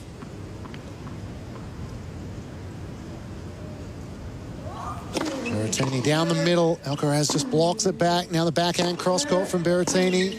Plays to the middle of the court. Alcaraz, how aggressive is he willing to be? Good forehand, deep in the forehand corner. Brought about the error from the Italian. 30-15. 15. You got any more burning messages you want to work through? Because we're just about done. Steve Pearson, Jill Davis is ready to come. Yep, Tiffany Corcoran mentions that when Leighton Hewitt was dating Kim Kleisters, we called her Aussie Kim. Can we claim Mateo as our own too? Loving the tennis makes us all feel good in a challenging world. What if you would like to claim him and call him, Aussie Mateo? You're all right with that. Aussie Mateo with an ace down the middle.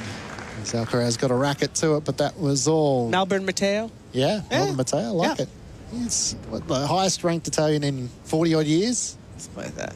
Well, so, he's higher. Sure. Yeah, Fonini got into the top 10 briefly, Fabio Fonini, but they've got a lot of good players. They've just got a nice crew. They have a lot of challengers in Italy, and all the guys can learn their craft, and they got a bunch.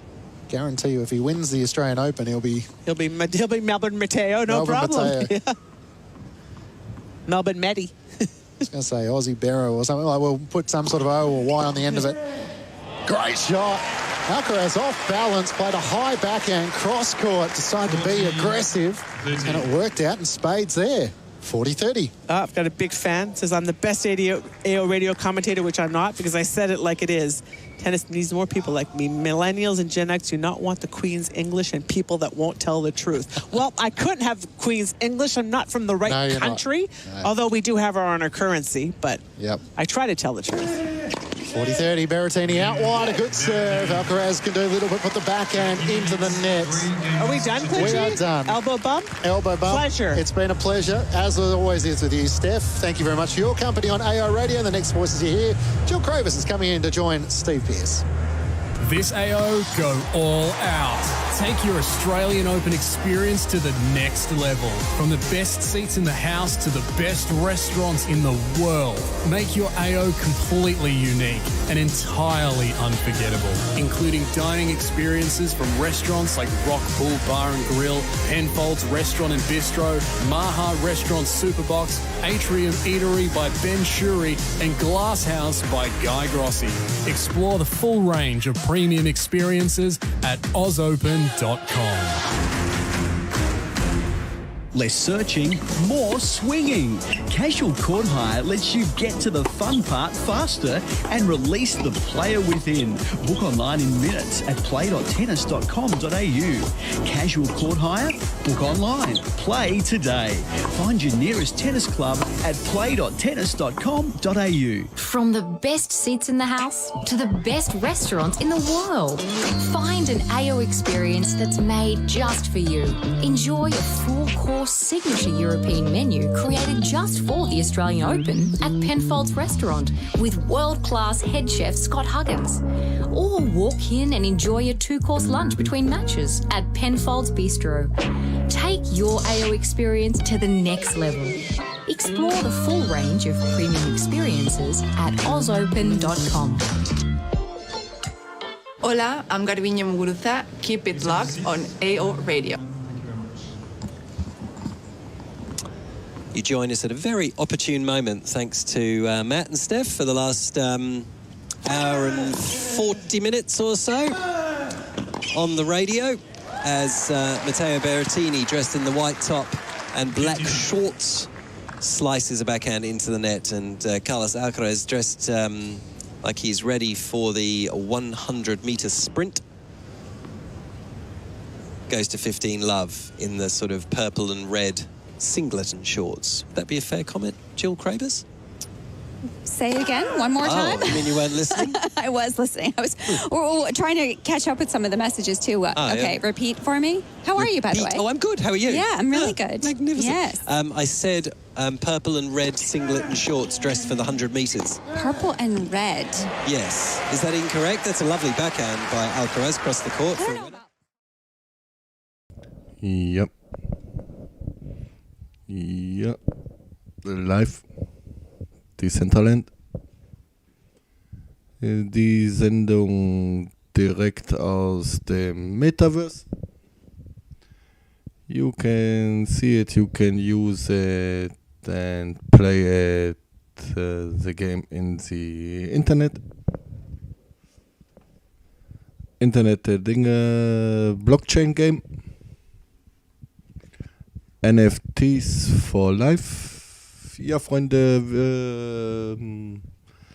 wir warten weiter auf Alexander Zverev. Sein drittes Spiel. Ja, auf seinem Platz wird noch gespielt. Wir warten aktuell, dass die Damen ihr Spiel beenden.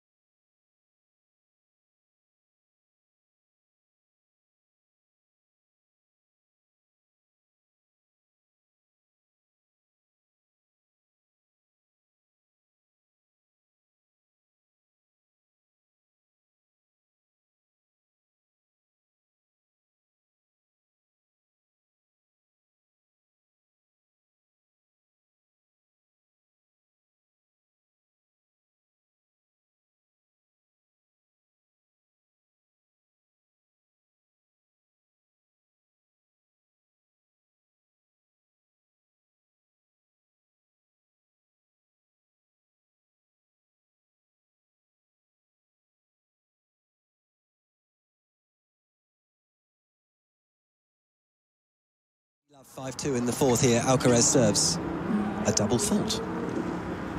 30-15. Quite part of the story. Yeah. This is live. This is Melbourne. This is the Metaverse. Ja, Freunde, moin aus Deutschland. Live am Court, Australien, Melbourne. Das ist die Sendung aus Decentraland und ja, unser Alexander, unser Sascha aus Deutschland, Tennisspieler Nummer 3 der Weltrangliste. Schönes Spiel, schöne Runde. Wir hören weiter rein, wir schauen uns weiter um. Decentraland live. Dropped in front of him, it's right kind in of front like of one him. of those Velcro tennis games when you hit it. Yeah. And I thought for a second it got racket. stuck inside the racket. It's very strange. Yeah. So anyway, point. probably wasn't any Velcro involved, but it did seem to get stuck. Set points here for Carlos Alcaraz. 40-15 and 5-2. This is a real lull for Matteo Berrettini. He slices the backhand back. It should open up for Alcaraz to hit the winner. He has to play a volley, but he does it well on the backhand. And he has sucked the life out of this match, Clean which was game going to all the way of consolidate Matteo that break. Berrettini. And now it's going all the way of Carlos Alcaraz. In just 35 minutes, he wins the fourth set, and we are going the distance won with by this one. Alcaraz on that occasion, so he knows how to get it done. As Berrettini just spraying now the forehand, just not getting in position. The shot making isn't vastly different, but everything just feels... It's lost in concentration a little bit. I mean, I think he's still flustered from the previous service game that he got broken, where he made a couple unforced errors. Love 15, Berrettini serves, tries the T serve, misses it. Carlos Alcaraz calmly judges the header perfectly. You think he's feeling comfortable if he's heading the tennis ball out there?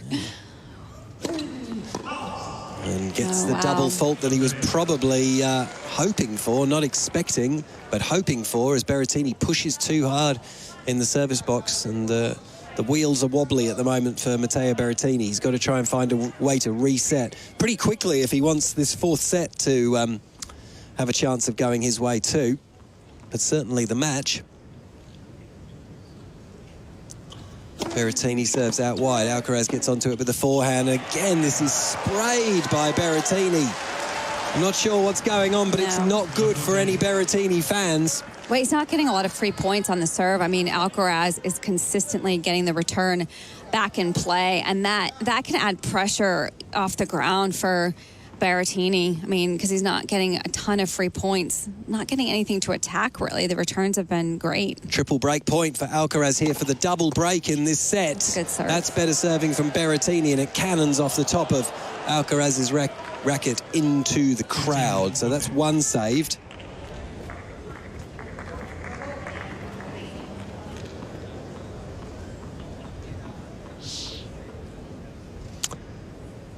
All right, down the far end, still facing two break points here. Serves, that's a nice reply from Alcaraz. It's perfect. The short angle forehand cross court. What a shot to pull out of almost nowhere. That was extraordinary. And it earns him the second break. And he moves to a 5-2 lead in the fourth set.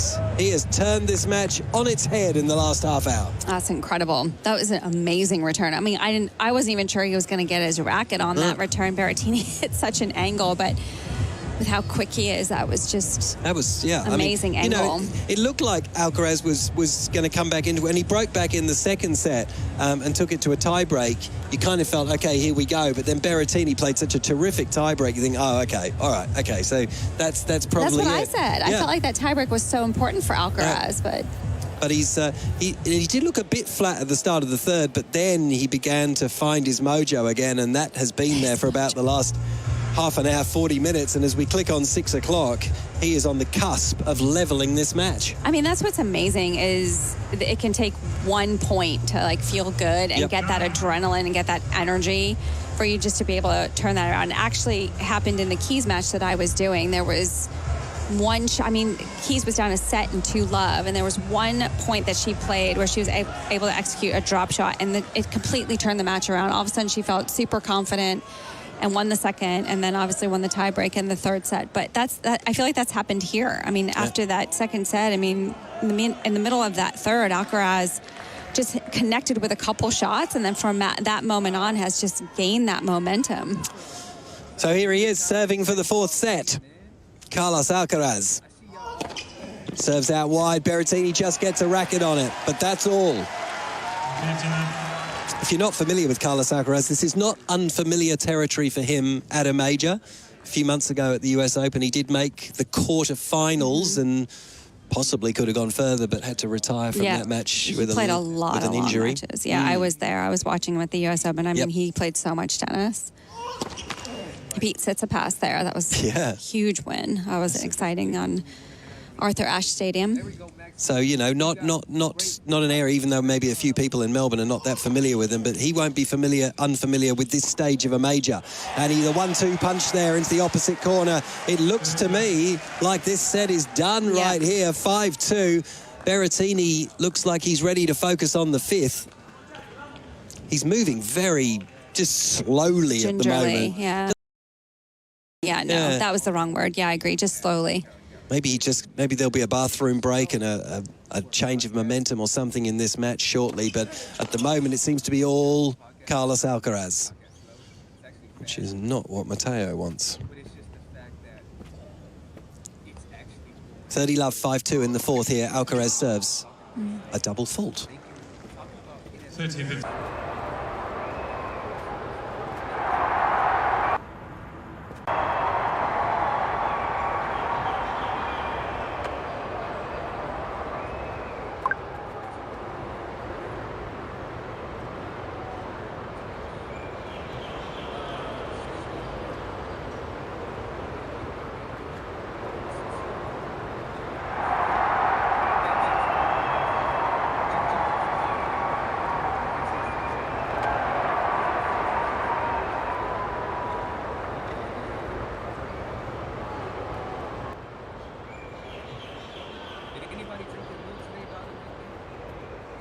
Excellent question. I don't think it's Korda on the Sooner. I think it's going to be Sinner. No, actually, I have to take that back because now that I think about my picks for the whole year, I think I picked Alcaraz to win the French. I did. Well, actually, I think we have your answer. Actually, I don't think. I know I did. I have Alcaraz. And everyone was like, wow, really? But, I mean, he's 18, and if you think about it, that's when Rafa won his first. I know. Roland Garros was at 18 years old. The synergies are, they're there with the physique. So the only way that Korda or Sinner can get in front of Alcaraz is if they win this fortnight. Correct. Is that going to happen? Well, I picked Medvedev here, so no. I don't know. I'm going with Alcaraz as well. I'm not so sure that he's going to break through that soon, but he's showing us, my word, he has got game, and he's shown us that over the last year as well. Alcaraz here on the run, plays a backhand cross-court. As we start off the fifth set, Berrettini took a break, and he will be hoping that change of momentum is enough to change the momentum of this whole match, which has swung horribly against him in the last hour. I like that question a lot. I think we should ask the entire team what their opinion is. We could ask anyone who'd like to contribute. Yeah, that's true. Anyone, But the trouble is, do we restrict it to those three? Because apparently Zverev hasn't won one either.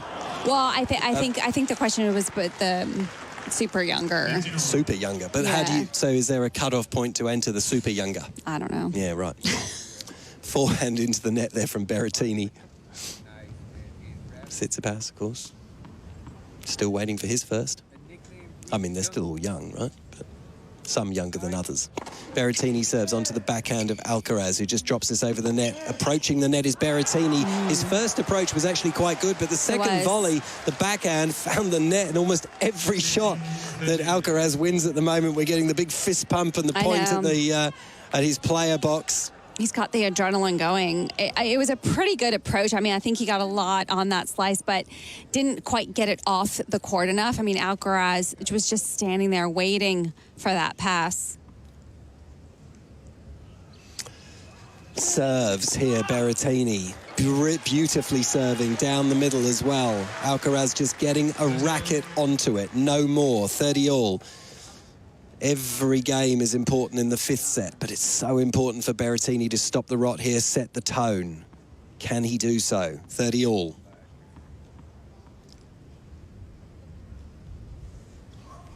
Serves here, catches the net cord. Crowd absolutely enthralled by this one. 2 sets apiece. Berrettini serves onto Alcaraz's forehand. Probably should have made that over the high part of the net, but he found the net, the Spaniard. And Berrettini has a chance for the opening game. Berrettini just really needed to focus here because that last set, especially the fourth set, just getting really flustered. And so far, looks a little bit more composed, taking his time between these serves. Berrettini serves heavily. Forehand back from Alcaraz, landed fairly short. Then on the run, another chance for a volley here for Berrettini. He has to play another one because Alcaraz's defence was good, but good net coverage from Matteo Berrettini. Puts away the forehand, cross the court, and takes the opening game of the fifth set. Yeah, that was great. And good response, too. I mean, you heard Berrettini a little bit after he was able to close off that volley. Good, positive response. He needed that little extra boost, I think, because we were saying in that fourth set, he started looking a little flat, not only physically with his footwork, but emotionally as well. And it was Alcaraz who had a lot more energy. So I like that Berrettini in that first game showing that fist pump. His team on his feet in the stands. So, setting the tone here also after the break between the fourth and the fifth set. Berrettini's laid down his cards. What does Carlos Alcaraz do here? What are we going to see? He's stormed back into the match with the third and fourth sets, 6-4, 6-2. Love one. And he's ready to serve right in front of us. Does so. Backhand from Berrettini, lands pretty short. Alcaraz opens up, doesn't put this away. Gives Berrettini another chance, but he couldn't get his feet out of the way. Tried to play a forehand, but I think it almost went into the crowd before it landed. Yeah, he just got a little off balance. I mean, Berrettini was running to the backhand side, trying to cover that, and all of a sudden Alcaraz just went deep down the center of the court, and Berrettini tried to readjust his feet and his body, but just couldn't get in position. Alcaraz serves just too long. Jill Krabus and Steve Pearce with you on this Friday night on AO Radio. We're on Rod Laver Arena live in Melbourne as Matteo Berrettini eases a backhand back into play and then slices. Alcaraz runs around his forehand cross court, just defended there on the slice by Berrettini. Opposite corner, onto the forehand goes Berrettini, then switching back onto the backhand. Alcaraz stays on that backhand himself, low over the net. There's the slice from Alcaraz. Oh, that's inside out from Berrettini, well defended by Alcaraz. So low over the net, it's ridiculous. And then up the line, Berrettini, inch perfect. Wow.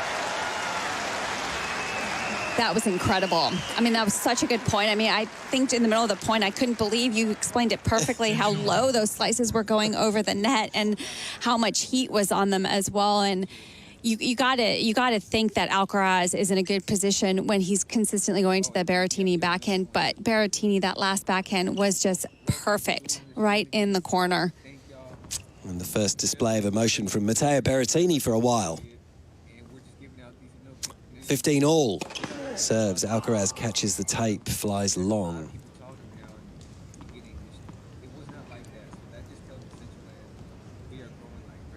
Second serve here. Lands this in and running round to the forehand is Berrettini. Big forehand right back at him from Alcaraz on. Berrettini's down. It seemed like his foot maybe stuck in the court. He's still down at the moment. Alcaraz is going around the net to go and see how Matteo's going. He doesn't seem happy. He's still sitting down on the court. It looks like it's his right foot. Carlos Alcaraz has gone to get his racket for him, which is lovely to see. And the umpire's over there now just to see how Matteo's going. It looked to me like he was just running and his foot just stuck on the plexi cushion. He's up now and he seems to be walking okay. Oh, we're just seeing the replay. It's just It was as he was playing a forehand, it just his right foot, he was just moving onto the tip of it, and it just sort of stuck and rolled slightly. Yeah. Yeah, slightly rolled. That could still be giving him some trouble, I would imagine. He is moving, but he is looking now a little ginger. Yeah, he's testing it just a little bit. Yeah, I mean, just watching the replay, it's like his right toe got stuck and then just rolled over it. He's definitely rolled it a bit. Yeah, I mean, he rolled it a bit. And he does wear those ankle braces on both ankles, so he just to get that extra stability. But they're just both going to their seats now. I think we might just have a little bit of a wait here. It may have the trainer check it out. But he was pressing on it as he was walking to his chair just to see if he felt anything. And ladies and gentlemen, physio. Yeah, the physio. He's not leaping at the chance of continuing straight away. So I think we're going to end up with a medical timeout here. Wouldn't surprise me at all. Yeah. Probably just gives us a chance just to take a short break. You can flick the kettle on. But it's just in the second game of the fifth set here on AO Radio. Alcaraz and Berrettini. It's love one, 30-15 Alcaraz. And we'll just wait and see. And hopefully Matteo will be okay. Don't go anywhere. We're here on AO Radio. This year at AO, take home a souvenir as a lasting memory. Whether it's the cool AO designs or our co-branded ranges, Ralph Lauren, Adidas, New Era or the Peanuts gang. The choice has never been so difficult, but as always, there's something for everyone. Visit one of our many stores in the precinct or shop the full range of merchandise online at AustralianOpenShop.com. Check out our exciting new destination, Beach House. The perfect place to kick back and relax, whilst not missing any of the AO summer action. Be the first on site by purchasing a ticket to our AO mornings. Join us for a morning yoga or Pilates class before the gates open, delivered by our movement specialists at Core Plus. Take your AO experience to the next level. Book a session at ausopen.com. Less searching, more swinging. Casual court hire lets you get to the fun part faster and release the player within. Book online in minutes at play.tennis.com.au. Casual court hire, book online, play today. Find your nearest tennis club at play.tennis.com.au. There's a tennis player in every kid, ready to swing into action. With ANZ Tennis Hotshots, kids gain confidence, learn sport skills, and make friends. Head to play.tennis.com.au to find a session near you. Hi, I'm Sam Stocer and you're listening to AO Radio. We're on Rod Laver Arena where Matteo Berrettini is getting some attention after he rolled his ankles slightly while playing a forehand just down the far end in this contest with Carlos Alcaraz, which has gone into a fifth set. We're just in the second game. He's putting his shoe back on. He's had some attention from the physio, which is promising. He's just doing a little couple of rolls from side to side just to check it's okay. I think it is, in the sense I think it'll be okay to play on. Whether there's some long-lasting damage once he actually gets going back into the physicality of a match, I guess we'll find out. Yeah, I mean, I think, we were just watching a little bit as the physio was out and seeing some close-ups of Berrettini's face and just wincing occasionally. He tightened up that ankle brace a little bit on the right ankle just to make it a little bit more secure, but nothing really changed. There was no tape that was added. I think the physio just having a little bit of talk. He is up and jumping around. Looks pretty good, looks normal, walking. Haven't noticed anything as far as since he's gotten up from his seat. 30-15. It'll be interesting to see, of course, we talk about momentum changes. Well, we had the long break after the fourth set. Now we've had another lengthy break right in the middle of a Carlos Alcaraz service game. He's just 18. Let's see how he handles it here. He's 30-15 up. Serves. Berrettini slices into the net. Well, he couldn't have landed a much better first serve after a break. Yeah, no, and I think first serve was important, actually. Well, he took a little bit off just to make sure he got that first serve in, and you got to think Alcaraz is... I mean, he responded so well. Like, he did not hesitate, immediately ran over to the other side of the court to see how Berrettini was. Yeah, it was good to see, wasn't it? Alcaraz here serving at 40-15. Looking to get on the board in the fifth.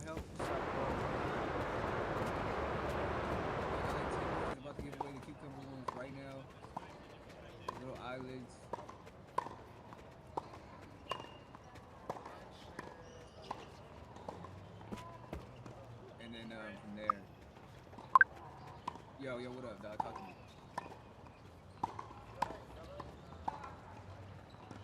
YouTube?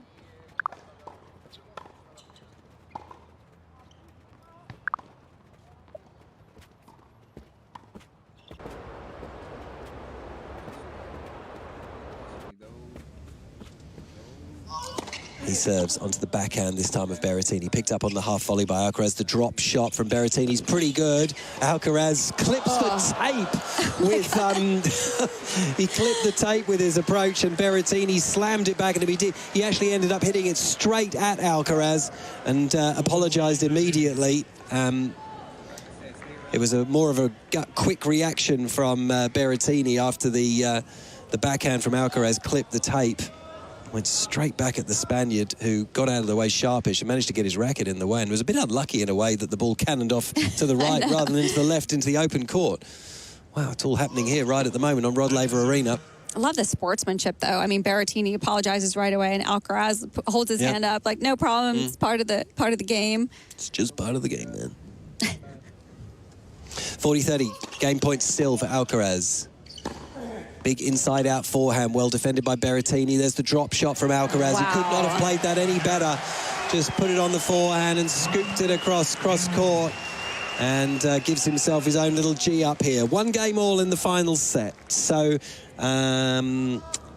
where are we at scores-wise? So, on serve in the fourth between Opelka and Shapovalov. We'll get over to Candy shortly just to get an update on that. And Sebastian Korda is now 2 sets down against Pablo Carreño Busta at the 19th seed of Spain. 6-4 and 7-5. 1 game all in the third. And Zverev has the first set against Radu Albot. 6 games to 3. That's the singles matches that are underway at the moment. Be a slightly delayed start to the evening session on centre court because of this match, as Berrettini serves here. 1-1 in the fifth. Jumping, plays the backhand there. Berrettini, and skidding to play his own backhand. Alcaraz unable to get that slice back above the net. 15-love. Well, the good news, it looks like Berrettini's fine, so that's good. Because on one of the returns, I saw him like jumping around just to feel and testing, but got up to that backhand really fast, so that was good to see. Just the movement looks good. Doesn't seem like the foot's bothering him. Berrettini serves. Just too long. Played 3 hours and 4 minutes in this contest now.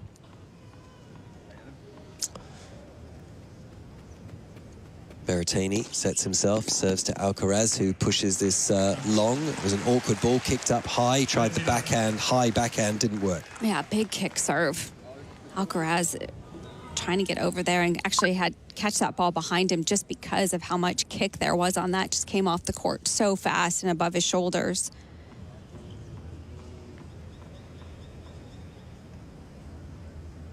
.30 here. Berrettini serves out wide. Just too wide, though. Alcaraz moves up to closer to the baseline to receive and jumps into this backhand. Takes Berrettini right back onto the baseline and skidding himself there, Berrettini. The Italian dumps that into the net. A great 30-15. adjustment from Alcaraz on that return, because the previous one kicked up so high. That time he just looked to be way inside the court just to make sure it didn't get too high above his shoulders. Great return. Berrettini sets himself down the far end, serves. Forehand from Alcaraz is good. Here comes another one. Quite deep, sits up. Berrettini goes with the backhand, runs around onto his forehand straight down the middle of the court. Alcaraz returns the favour. Really heavy forehand from Berrettini. Again, well defended by Alcaraz. Just hung in there, and Berrettini puts it into the net. From 30-love to 30-all. Yeah, I mean, we know Berrettini is so aggressive off the ground, but if Alcaraz just can continue to get so many of these balls back, Berrettini, he's going to want to press a little bit because he loves being so aggressive on that forehand.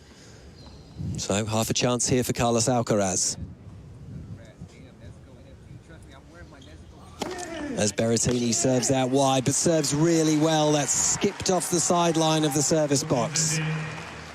Inch perfect from the Italian. One of the few returns not in play. I mean, I just saw a stat come up on the screen that said sets 3 and 4, which Alcaraz won both of those. 100% returns made in play from Alcaraz.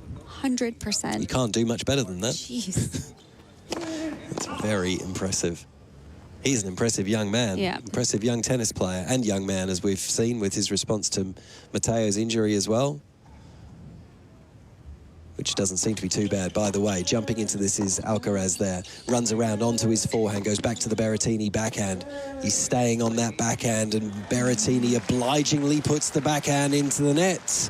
And we work our way to deuce in this one, the third game of the fifth set. Good consistency there from Alcaraz. Berrettini, surprising that unforced error came there. Just got so straight up with the legs, didn't get those legs down on that. Jumping around the Spaniard, he's looking full of energy in the fifth set here. As Berrettini goes too long with the first ball. Takes up a very central stance there, Alcaraz, which is right in our view. Inconsiderate, really. Onto the forehand it goes. Berrettini replies with a backhand. Nice slice from Alcaraz. Both players slicing low over the net, then flattened out by Alcaraz and pulls the trigger up the line. And why not when you can do it like that? Break point. Jeez, I mean, that was huge, that forehand. And you could see it, too, in his footwork. He was so fast with the feet. I mean, you just knew he was set up so well to take that ball inside in. 148-kilometer forehand. Mr. Ferreira is pretty happy about that. Yeah. Break point here on the Berrettini serve, and that's too long from Matteo.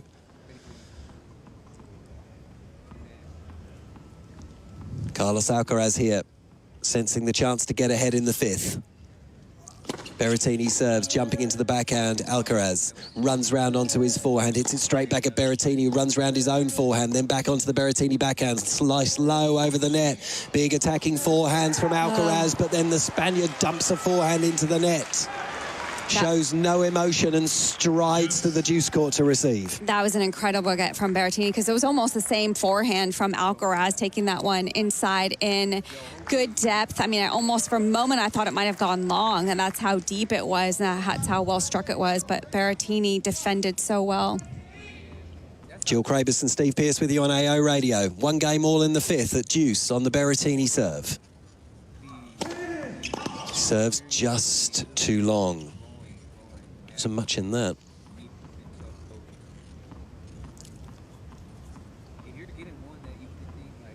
Be a second serve here from Matteo Berrettini. Jumping into this is Alcaraz. He was really aggressive there. Big forehand, kicks up high. Berrettini plays his own forehand. Down the line goes Alcaraz, but he overplayed it, overhit it, didn't get it quite right. Foot long, Berrettini with a point for a 2-1 lead in the final set. Saw the opening. He was just a little bit too high up there, and that ball, I think, jumped up a little higher than he expected. He took the chance anyway, just hit that ball a little bit too flat down the line. So with a game point, Matteo Berrettini serves. That was a long way out.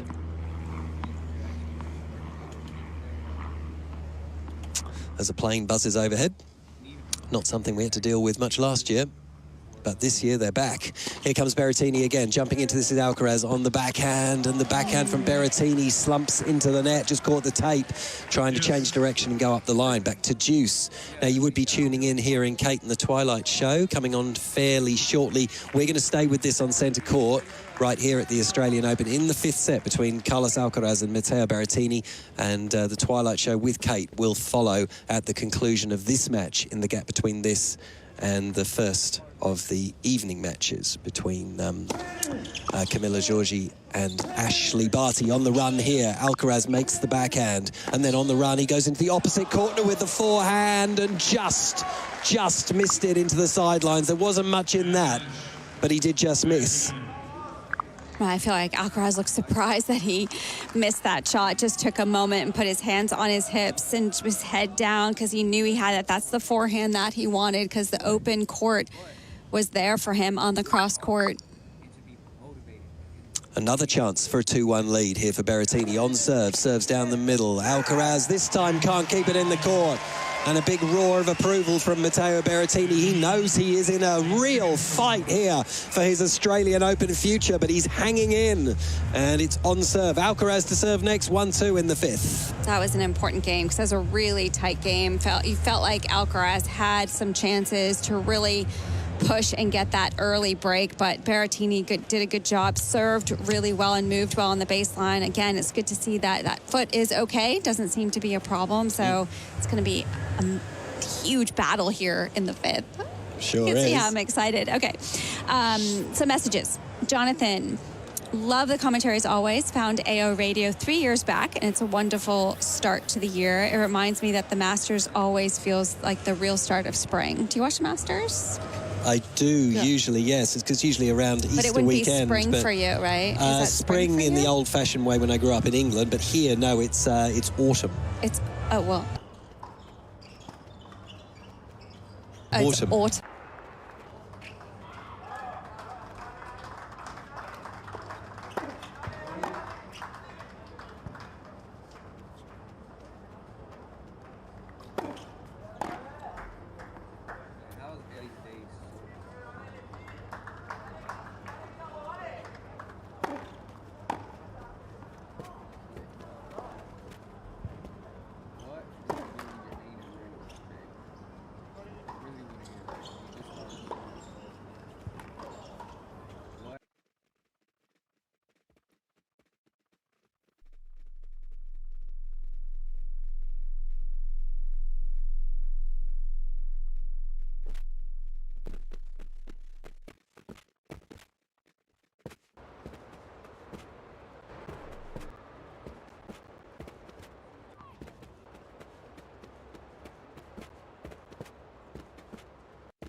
Forehand on the run from Berrettini. I mean, that could have easily caught Alcaraz by surprise because he was on the full stretch. I don't know how he was able to get so much power, but amazing, Alcaraz closed the net beautifully. At deuce, serves onto Berrettini's backhand, sits up. Alcaraz doesn't do too much with it. Cross court, the pair go then down the line. Oh, cross court from Alcaraz with the forehand. Berrettini wasn't expecting that. Skidded, dumped the forehand into the net.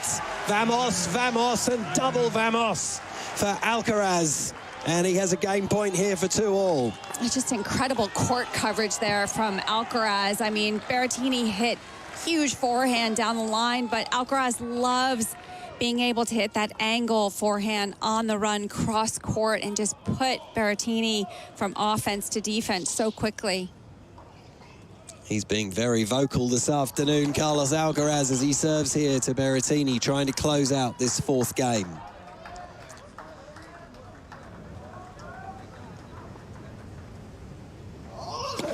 Lands this in. Berrettini with the backhand. Goes straight back at him, does Alcaraz. On the run, plays the forehand fairly deep. And onto, up the line with the backhand. Berrettini wasn't expecting that. It was so good from Carlos Alcaraz, and he knocked his head to his box.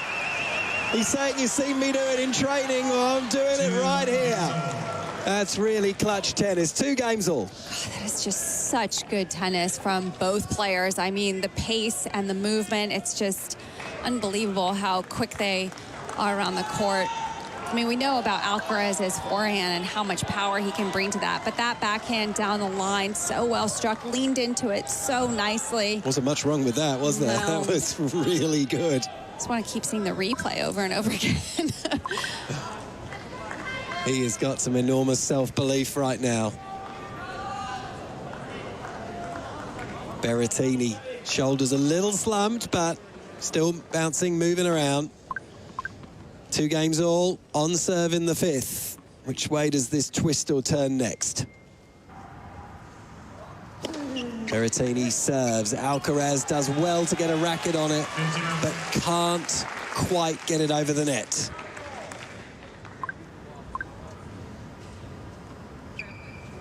$15 love.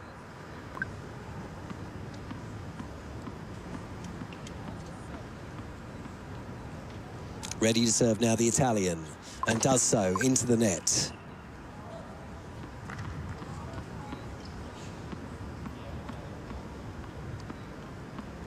Number of ball bounces. Big moment in the match. 15 love here. Berrettini serves. Backhand from Alcaraz lands deep near the baseline. Again, well defended by the Spaniard. Berrettini goes back behind him. Alcaraz saw that coming. Up goes the lob from Alcaraz. It's too long. Berrettini, good attacking ground strokes, earn him the point. 30 love. Yeah, I put a little bit extra into that point. Berrettini, more acceleration through the ball. Those are 3 huge forehands from him, and all in the same direction, inside out, just trying to attack Alcaraz's backhand.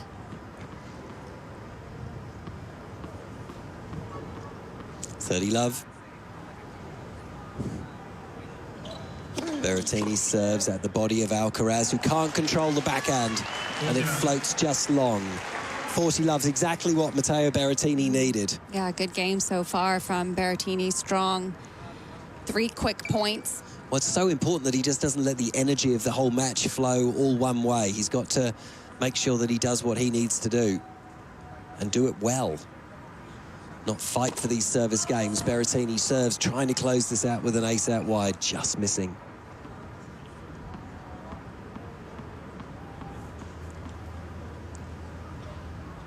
Second serve. Onto the Alcaraz forehand, he rifled it back. Berrettini barely saw it.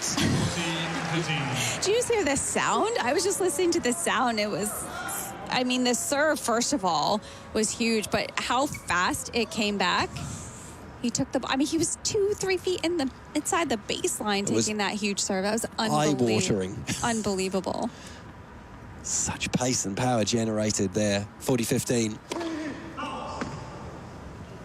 Just missing down the middle, Matteo Berrettini.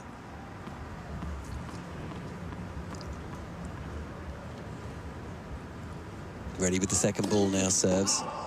It's a double, so from 40 love to 40-30. And suddenly things look tighter, much tighter. He's just jumping around, trying to keep his feet moving, trying to keep him moving. He's just got to stay energized here. It's been a long match, 3 hours, 22 minutes, hot day. I was just thinking that, though. I mean, looking at them, you wouldn't think it was the 5th set at all. They both look good to me. I mean, they both look pretty fresh. There's a lot more energy on one side of the net, though. At Alcaraz, yeah. Yep. Berrettini, 40-30 serves. Alcaraz with a big forehand, lands near the baseline. Well defended by Berrettini, slices, brings Alcaraz. Oh, it's clipped the take from Alcaraz, nearly a dead net cord. Berrettini just got there, up goes the lob from Alcaraz. Flick back by Berrettini, open court! Alcaraz puts it away! Berrettini can't believe it! But everyone in Rod Laver Arena can. That's incredible. What an unbelievable point. A little leg court there from Alcaraz. He thought Berrettini might not get there. He actually hit an amazing deep shot, and Alcaraz, that lob, so perfectly placed to set up that forehand. He was off balance playing the lob too, as he just crazy. played it absolutely perfectly. Juice. Serves at the backhand of Alcaraz, and again goes staying on that same backhand of Alcaraz. Berrettini sticking on that one shot and then slicing low. Alcaraz takes it with the forehand with a bit of topspin, runs around his own forehand, good depth. Berrettini going back with the backhand, then switches onto his own forehand straight down the middle of the court, no angle. Then cross court from Berrettini, covered off by Alcaraz, just long. Whoa, that was a good miss. It was. Just long. He knew it was a good miss, too. I mean, his face, he's just like, oh, he knew it was so close. Apparently, yeah, it was great strike on the ball. Not a bad one to go for from Alcaraz.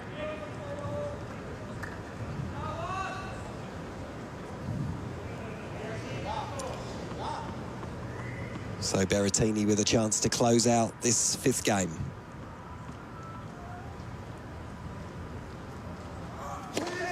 Serves out wide and gets the ace, and does so for 3-2. Let's get across to Margaret Court Arena. Candy. Games to 2. Hello there, Steve. Well, I can tell you that Shapovalov has just had a match point against Riley Opelka. It was on the Opelka serve, a serve that he's managed to break. Would you believe it? 3 times already. Not many people do that against the 7-foot American, seeded 23rd here. But he's just hit. Opelka has hit a second serve ace and now has a point here for 4-5. But if he does hold serve, Steve, then Shapovalov, the 14th seed Canadian, will come out after the break serving for the match. He won the first set 7-6, lost the second 6-4, won the third 6-3, and he's up 5-3 in the fourth set.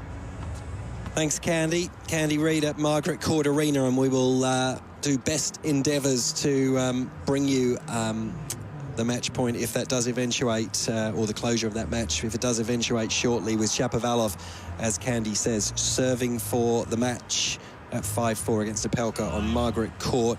Sasha Zverev is a break of serve up in the second set against Radu Albot, having won the first.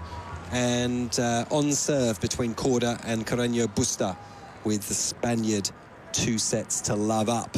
And what's in front of us, Jill Krabus, is on serve in the fifth set with Alcaraz to serve at 2-3. Yes, it's been such a good day, just all around, just watching all these matches. But this is an exciting match. I was looking forward to this battle. I thought it might go the distance. Yeah, well, you were right. We are very much in the distance. Easy for me to say that now. Whether we're going to go the full distance into the tiebreak, well, we'll find out over the next half hour or so. But in the interim, as Alcaraz sprays a forehand wide to open up this sixth game, it's love 15.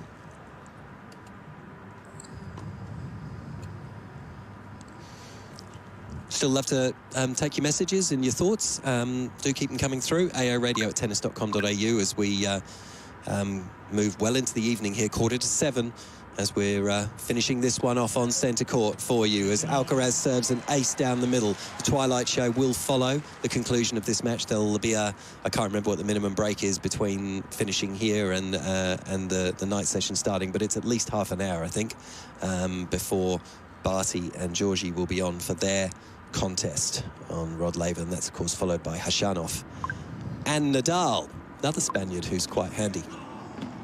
Alcaraz. Just a little bit. Yeah, had his moments over the years. He's had his moments. Alcaraz here at 15-all, serves to the forehand of Berrettini. That one's going to land on the Italian's backhand, so he goes cross-court. Alcaraz with a bit more attacking intent on that backhand, a big fist pump to follow, as Berrettini looks perplexed that his ground stroke found the net. Oh, I think he thought Alcaraz's shot was long, actually. He just keeps looking a couple times at the baseline, but Can try arguing with the can't do computer. anything about it, I know. Not worth it, really, because the call's not going to change. You'd figure that really would be surprising if Hawkeye challenged itself and came up with a different verdict. Yeah. 30-15. No one's going anywhere, not surprisingly, because this is a tremendous contest here between Alcaraz and Berrettini. Rocking back, Alcaraz goes backhand across the court, then opens up for the inside-out forehand. Berrettini was there. Oh, and he was there to play that forehand too, but only found the net, much to Alcaraz's delight. Let's get back across to Candy. Hi there, Steve. Yes, we're here on Margaret Court Arena, and it's Shapovalov with 3 match points. He's 2 sets to 1 up on the huge American Riley Opelka, a man he's managed to break 3 times, just an astonishing feat. And it's here, Shapovalov serving at 5-4 in the fourth, 40 love. He's played beautiful tennis. He's looking to reach the last 16 here at the Australian Open for the first time, and he's just dumped a backhand, very makeable volley in the net. So I can imagine a little bit of adrenaline is running through the Canadian's veins right now. This is his 5th Australian Open appearance, his 17th major overall, and it would be a big mark, wouldn't it, for the man who reached the semi-finals of Wimbledon in 2021. He's looking to make a statement, and he sure has done so against Riley Opelka. He's got another match point. Good first serve in. The net return from Opelka means that Shapovalov is into the round of 16 here, Steve, for the very first time. Congratulations to Denis Shapovalov. Thanks, Candy. Candy Reid over at Margaret Court Arena. So Shapovalov through 7-6, 4-6, 6-3, 6-4 over Riley Opelka from the United States. So that's another one of the singles contests wrapped up here. We're not close yet. It's 2-3 on serve in the 5th with Alcaraz serving, but he was at 40-15 in this game, and it's now deuce as he serves at the body of Berrettini, but way too long. Jill Krabus and Steve Pearce with you in the AO radio commentary box. Delighted to be bringing this to you right around the world. Berrettini got himself in all sorts of trouble trying to run round into the forehand. I have no idea how he's still in this point. Alcaraz opens up to hit the inside-out forehand, and eventually Berrettini dumps it into the net. But Jill, can you explain that return of serve? I can do my best, but I mean, it was, yeah, I think he just got so caught. It was inside his body, and he did his best to get out of the way. Actually, pretty impressed that he was able to get it back in the court. So Alcaraz here with a game point for 3-all in the final set. Sets himself, serves into the net.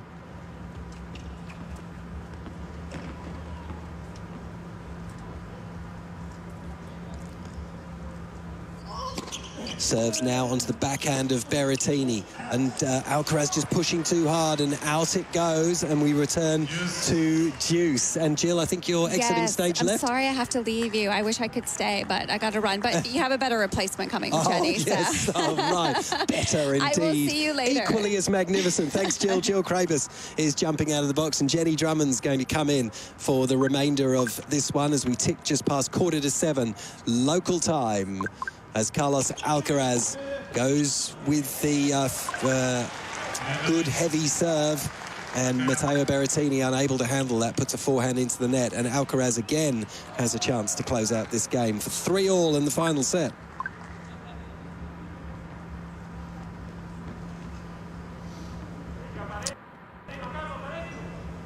Lots of Spanish encouragement coming from the crowd. Let's see if it lifts Alcaraz to close out this game. Not on that occasion as he serves into the net.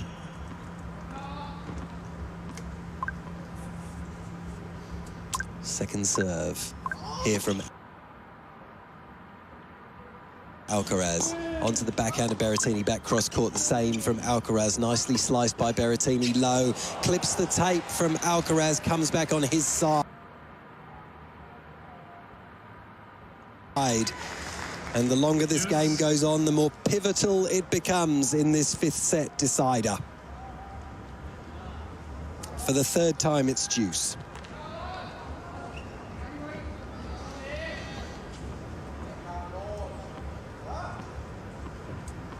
Calmly, the 18-year-old sets himself in the deuce court, ready to serve, and does so. Goes out wide, Berrettini covers it, goes back behind him. Carlos Alcaraz, that's really intelligent tennis, perfectly delivered as well.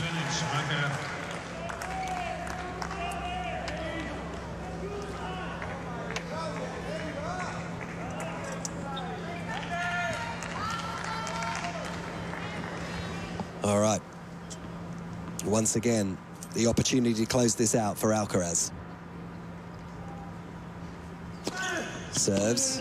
And this time Berrettini's backhand floats wide, and a big come on, the English version from Carlos Alcaraz. He hangs on and levels the set at 3-all in the final set. 3 hours and 33 minutes on the Rolex clock. And it's, we're no nearer a decider yet of who's going to move through. Jenny Drummond's alongside me. Hello, Jenny. Good evening. Good evening. Is it evening? It is evening. It's evening, look, Steve. Look. In anyone's language. Sorry, that was a bit of a joke from the other day, wasn't it? I know, but I've been wrestling with that all afternoon, as it's been 10 to 6, 5:30. Do I call it evening? I'm sticking with afternoon. I don't know. Berrettini serves out wide, and Alcaraz came so close to making that forehand over the high part of the net, but he didn't. It hit the net cord and came back on his side. 15-love. Oh, what a match this. It's been a cracker, isn't it? Oh, my goodness. I was watching it at home before I came in, and I thought, oh, interesting. Alcaraz's 5 break points in the first game, and then how it's unfolded is magnificent. Oh, it's been, yeah, there's been some ebbs and flows, but certainly much of the last hour and a half or so has belonged to Alcaraz, but now completely in the balance again. As Berrettini serves, Alcaraz just having a swing at this forehand up the line, but completely mistimed, ends up in the tram lines. 30-love. The thing that strikes me, though, just sitting in the box with Alcaraz right in front of us now, is his sheer presence. He's 18 years old. I know. It's wild. It's quite a physical presence, isn't it? You know, he's not the tallest man, but the rest of it is very But the imposing. way he walks with purpose as well. Yeah.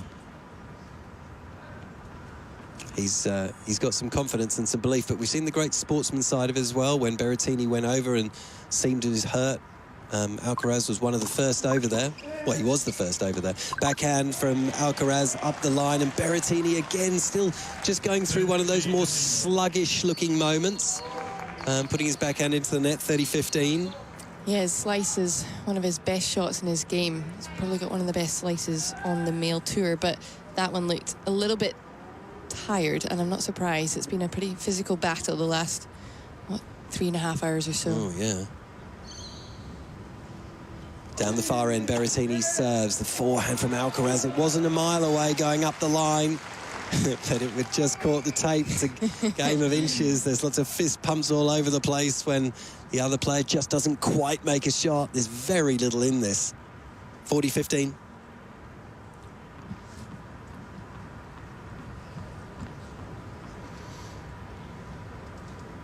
Berrettini serves. Alcaraz gets this back with his backhand, floating it back, then aggressively goes after the forehand. Slice from Berrettini. Cross-court forehand from Alcaraz, stays on the same angle.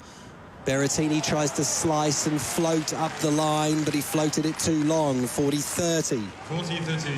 What a cracker of a match for the crowd here before the evening session.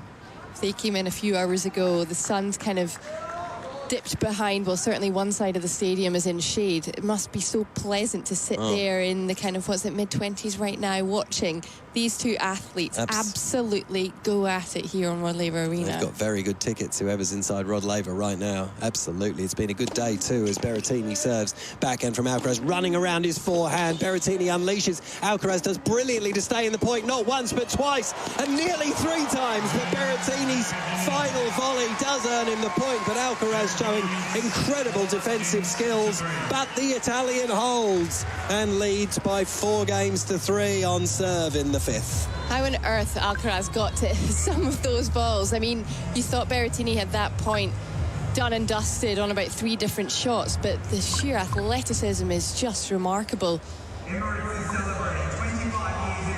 But Berrettini just kind of looking at his box, shaking his head a little bit, looking up at his coach.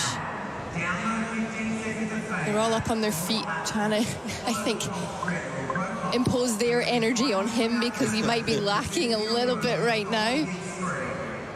But it's going to be so interesting to see how the final moments of this match plays out. This, I have to be honest, is when 5 sets is so interesting. Isn't it? Get to 6-all, it's the 10-point tiebreak, if that's what awaits us. And I don't know, you just can't guess really, can you? I mean, it's the control of the match and the momentum of the match has ebbed and flowed between the two players over the course of this. You mentioned the break points in early stages in the opening game, and that started off, and it's been that story all the way through. It's very hard to pick a winner right here as Carlos Alcaraz stands waiting on the baseline to serve at 3-4 in this final set. Yeah, massive game right here. Absolutely, they pretty much all are, aren't they? Now, from now on, there's very little wriggle room. Alcaraz with the forehand here, and then switches onto the backhand, cross-court, slice from Berrettini, running around his forehand, going cross-court is Alcaraz. Berrettini covers up the line, good change of direction from both players. Berrettini saw the change from Alcaraz, went back across court, and Alcaraz ended up on the floor skidding. He's got straight up, though he's okay. And let me tell you, Berrettini's coach, Vincenzo Santopadre, is normally quite measured. He is screaming at Berrettini, willing him on here. Nearly did the complete splits there, Carlos He did. Alcaraz. The full splits. Crikey jings. Yeah. That and other things. Alcaraz serves onto the backhand of Berrettini. Alcaraz goes back behind him. Berrettini saw it coming. Drop shot from Alcaraz. Absolutely delightful. It did clip the net cord, but he earned it. It was only a very little clip, and it landed in. Berrettini just looked up at the sky as if to say, are you kidding me? For Alcaraz to come up with that shot there, it was pretty much inch perfect. So gutsy from the 18-year-old. Love 15 down, 3-4 in the final set. Yeah, he's shown a great deal of maturity this afternoon, has Carlos Alcaraz, and continues to do so. And you'd imagine he'll have to if he's going to be the one who progresses here. Alcaraz serves, running around onto the forehand. Berrettini lands that pretty short, bit more pace on that from Alcaraz. And into the opposite corner on the backhand. Berrettini unable to slice that effectively. Halfway up the net, 30-15 to the Spaniard. I have to say, at the moment, Alcaraz is most definitely the aggressor. Berrettini opting for the slice backhand repeatedly. There, he just got caught a little far behind the baseline. The ball didn't skid through. Alcaraz recognising that Berrettini is hanging a couple of feet further back behind the baseline. Alcaraz is ready, serves onto the backhand of Berrettini, back behind him again. Alcaraz, Berrettini read that well. Alcaraz stays on that same angle, so does Berrettini. Low over the net from both players, really low, then a bit more height on it, and too much length that time from Berrettini on the backhand, pushing too hard, and Alcaraz giving himself a bit of a G up, chatting to his player box. 40-15 and points for 4-all in the final set. Alcaraz is targeting the Berrettini backhand. Shot after shot after shot, waiting for it to break down. Ready down the far end, the Spaniard. Just too long in the box. 40-15 here.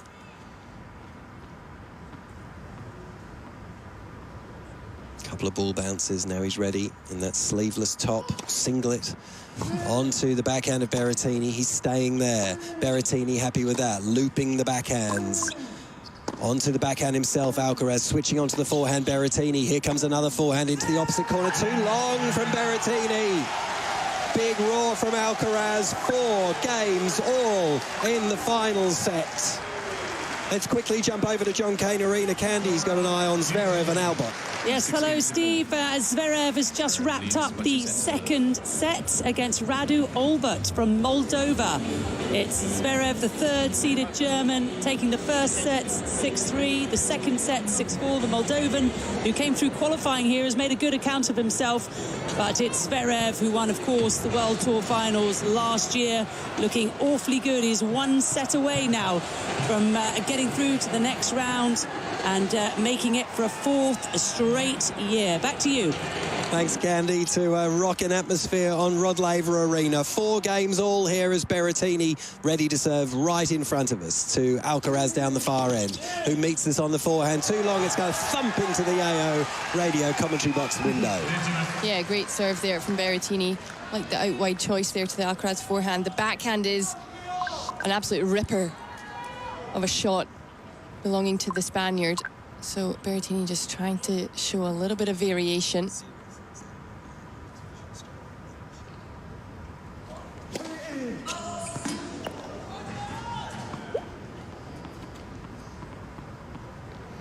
So 15 love here.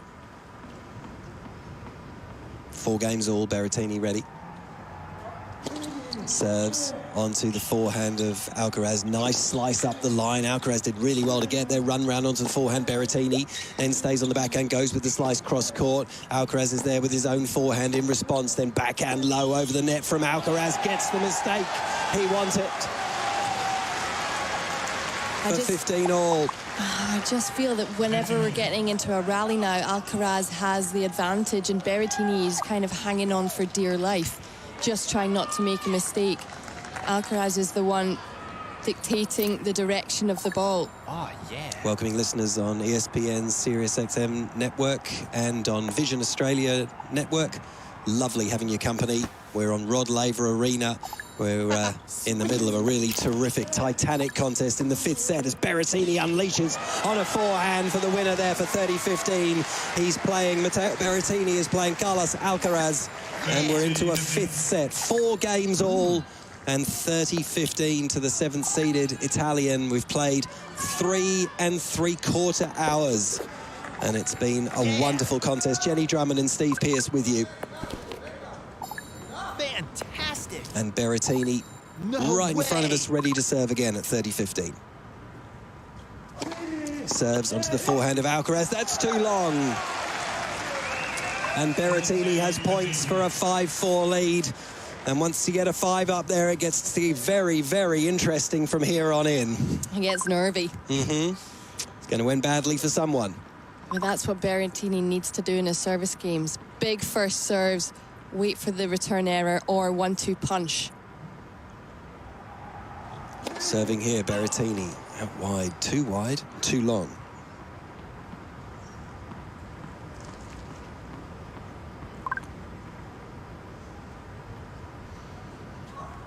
Serves here. Alcaraz really attacking. He was well inside the baseline, but his backhand found the net. Berrettini holds. And Alcaraz will now have 2 minutes to ponder how he will serve to stay in the match at 4-5. That was a really interesting couple of games. The Alcaraz service game, Berrettini won the first point, but thereafter the errors just came because Alcaraz he looks like a Duracell bunny. He's just hopping about like he's not played for 3 hours and 45 minutes of grueling tennis. I know, right? And that's actually, it's not easy to face that, actually. And I think here, Berrettini is going to have to really try and go after the first point. He's going to have to try and keep the point short because as this set progresses, physically he's going to get more and more tired. And it just, to me, feels that Alcaraz has the upper hand in the rallies right now. Okay. There's always the tie-break. There is that, yes. There is that. If we can get there, which may be what Berrettini's hoping for. But I don't know, like, it's just been so many twists and turns in this one. Who knows what happens here? And the pressure is going to ratchet up right here on the 18-year-old. 100%. At 4-5. He knows that there's no wriggle room now at all. Yeah, if I'm Matteo Berrettini, I'm jumping around, lots of energy, showing that I'm not remotely tired. And from Alcaraz, I'm trying to loosen up my arm, ready to serve in some rockets right here and just be ready to dig in for life. Here we go. 4-5. Alcaraz serving to stay in the match against Berrettini, who's taking his time getting to his position. Alcaraz has a couple more bounces of the ball and we're ready to go. AO Radio on a Friday night. This is like a starter, if you like, for what's to come. A pretty tasty one, too. Alcaraz drop shot, goes across the court. Berrettini does well to get there. Alcaraz went up the line. Berrettini read it and put it into the net from about 6 inches away. Oh, my goodness. I mean, this 18-year-old's guts are just enormous. To come up with a drop shot when he was inside the court, ready to hit a short ball, was remarkable. And Berrettini, oh, you got to feel for him, just snatched at that backhand volley. Serves here, Alcaraz, and ace out wide. That is exactly what was required. 193. I think that first point might be a little bit deflating for Berrettini as well. That hadn't... Deflating for anyone. I mean, he'd won it, really, hadn't he? And then... that was a frustrating volley. Anyway, 30 love. Alcaraz serves. The forehand from Berrettini just slaps into the net, and this is exactly what the young Spaniard wanted. 40 love, a big statement. Can he close it out here?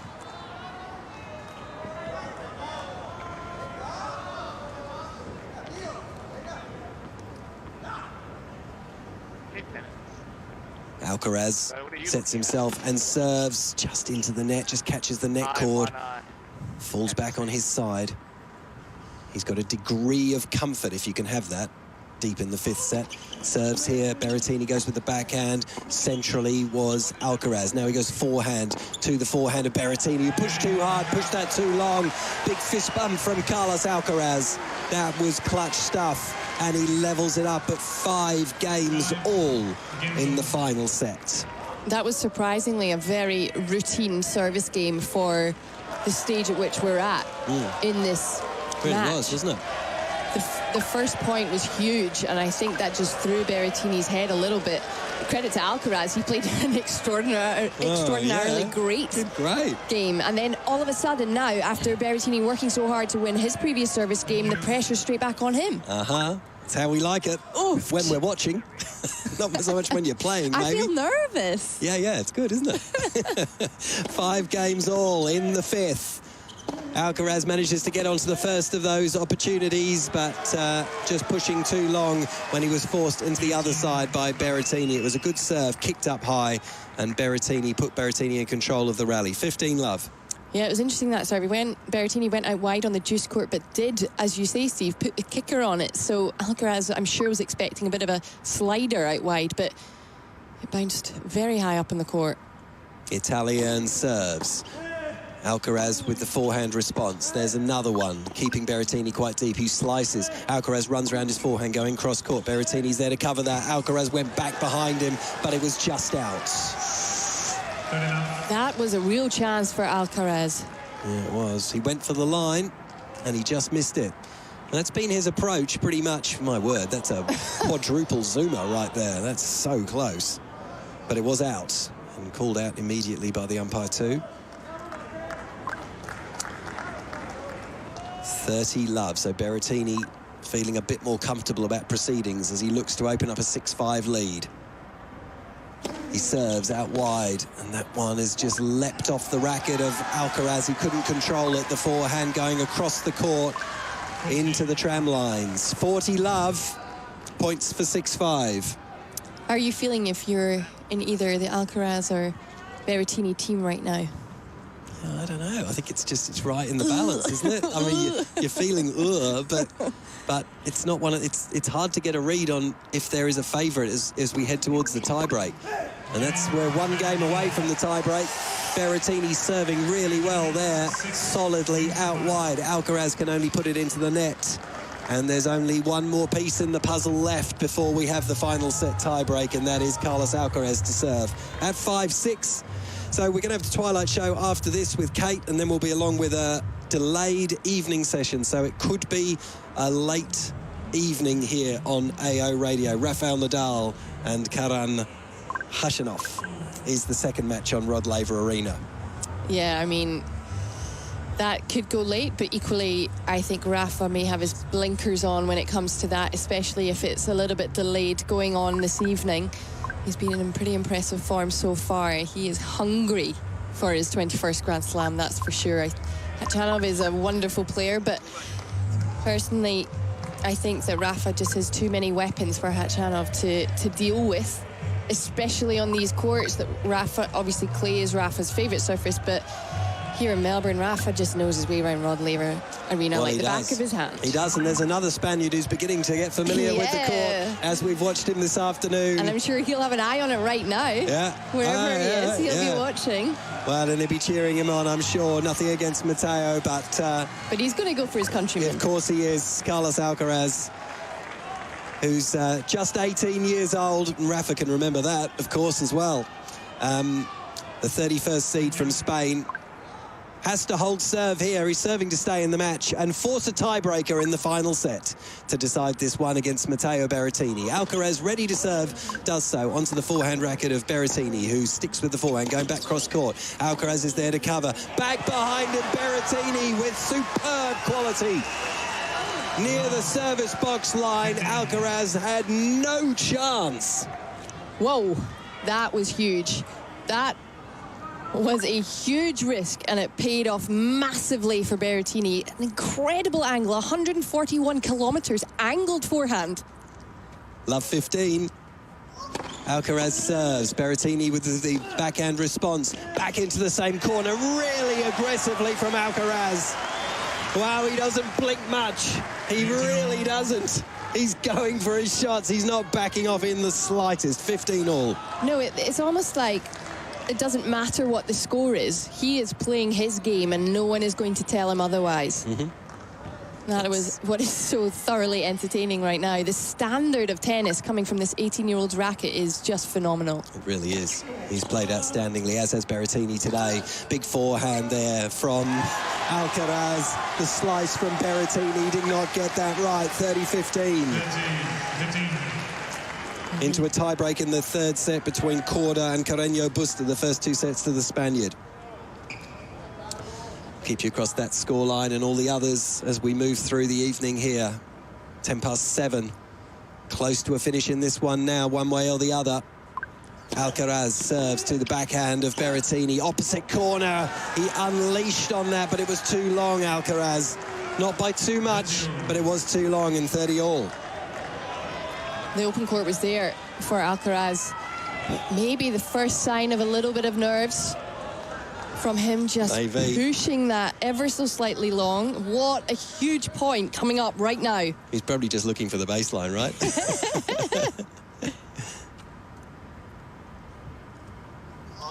Serves here onto the backhand of Berrettini. Rocks back, plays the drop shot. It's not that great. Berrettini's going to get there. Up goes the lob again. That's perfect. Berrettini puts up the defensive lob himself. Straight out of the air. Alcaraz hits them. Oh, wow, he's gone long. Wow. Great defense from Berrettini. Just maybe slightly overly aggressive tennis from Alcaraz. Did he have to take that out of the air? Probably not. Could have let it bounce. Didn't. Hit it a foot long. Match point for Matteo Berrettini. And Matteo Berrettini just wanted that same ball back. He did the same thing the point before. He wanted the ball Alcaraz made the mistake with to pick it up and hit it over, but the ball kid ran away with it. Drama, drama, drama. And more. And more. And match point. Alcaraz to serve. Match point Berrettini. Alcaraz serves. Too long. Crowd being urged to keep quiet as Alcaraz prepares for a second serve. Match point down. He serves. Lands this in. Berrettini slaps the forehand into the net. And the opportunity slips by. I don't think he can quite believe he didn't make that. He couldn't have asked for anything else. A second serve delivery onto his forehand. And he hits it halfway up the net. He was so annoyed with himself. Absolutely livid. Back to Deuce. Serves here onto the forehand again of Berrettini. Opposite corner on the run. Berrettini at the net. Alcaraz with a really perfect volley. And he raises one finger aloft to his player box. I'm not going anywhere, he says. A point for the tiebreak. That is coolness personified. It was a great chisel from Berrettini. But Alcaraz had the whole court, could easily have put it into the net or made an error, but He certainly could. For a winner. Great stuff. Game point for Carlos Alcaraz. Forehand from Berrettini's pretty good here, though. Onto the backhand he goes. Alcaraz does the same, skidding to play that to stay in the point as Berrettini. He's having to float a defensive ball here, back low. Really aggressive from Alcaraz, inside in, down the line. It's good enough. Berrettini's long. And Alcaraz is milking the crowd. And we have got the tiebreaker this match. So deserved, which will decide who progresses. Oh my goodness me. You can hear the crowd. The decibel level has just gone up about 25 notches here. At least. I'd say that's a conservative estimate. Yeah, it's a very conservative estimate. It's gone up hugely. And it's only, I'd say, less than half full. But every single person here thoroughly enjoying the show that is going on here in Rod Laver Arena. It's absolutely enthralling, high-quality tennis and drama for you on a Friday night. Steve Pearce and Jenny Drummond with you on AO Radio right around the world, live from Melbourne. Here goes the tiebreak. Here's Berrettini. Serves to the forehand of Carlos Alcaraz, who unleashes a big forehand. Lands quite short, actually, and there's the slice from Berrettini. And the flatter backhand from Berrettini. Big forehand there from Alcaraz. Well defended by Berrettini. Opposite corner. Change of direction is extraordinary from these two players until Berrettini slices into the net. They're both playing out of their skins. Oh, the court coverage from these two guys is just remarkable. Alcaraz was dominating that point, and then somehow Berrettini came up with a screaming forehand down the line to pull Alcaraz out of position. But the Spaniard just recovering so quickly, immediately puts Berrettini on the defence in his backhand wing once again. And the slice is starting to break down. Many of them now hitting the net from the Berrettini backhand. Right, that's a mini break.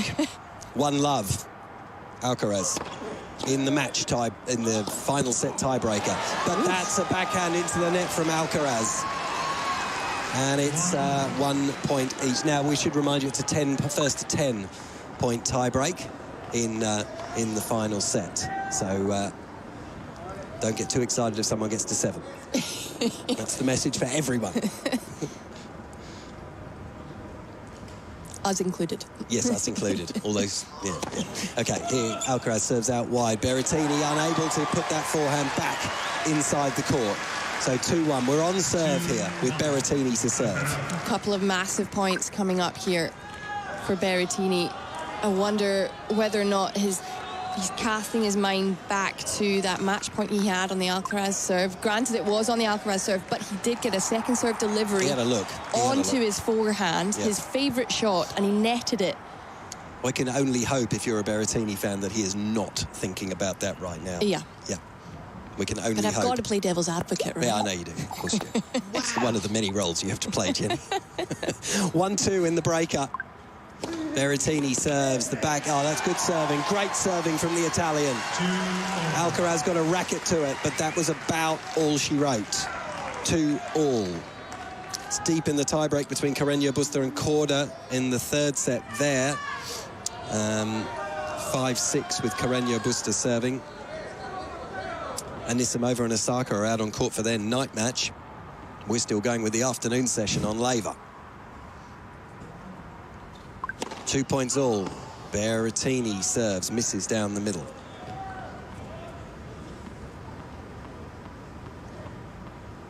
Played 4 hours on Rod Laver. Here as Berrettini serves.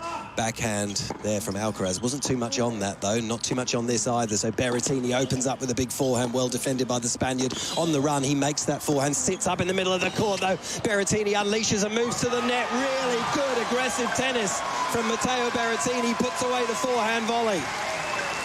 That was a really, really well-constructed point from Berrettini, because every time it goes onto the Berrettini backhand, I just wonder if a defensive shot is coming, but he actually changed direction brilliantly down the line with the backhand and then was able to hit his off forehand, move into the net and punch that volley away.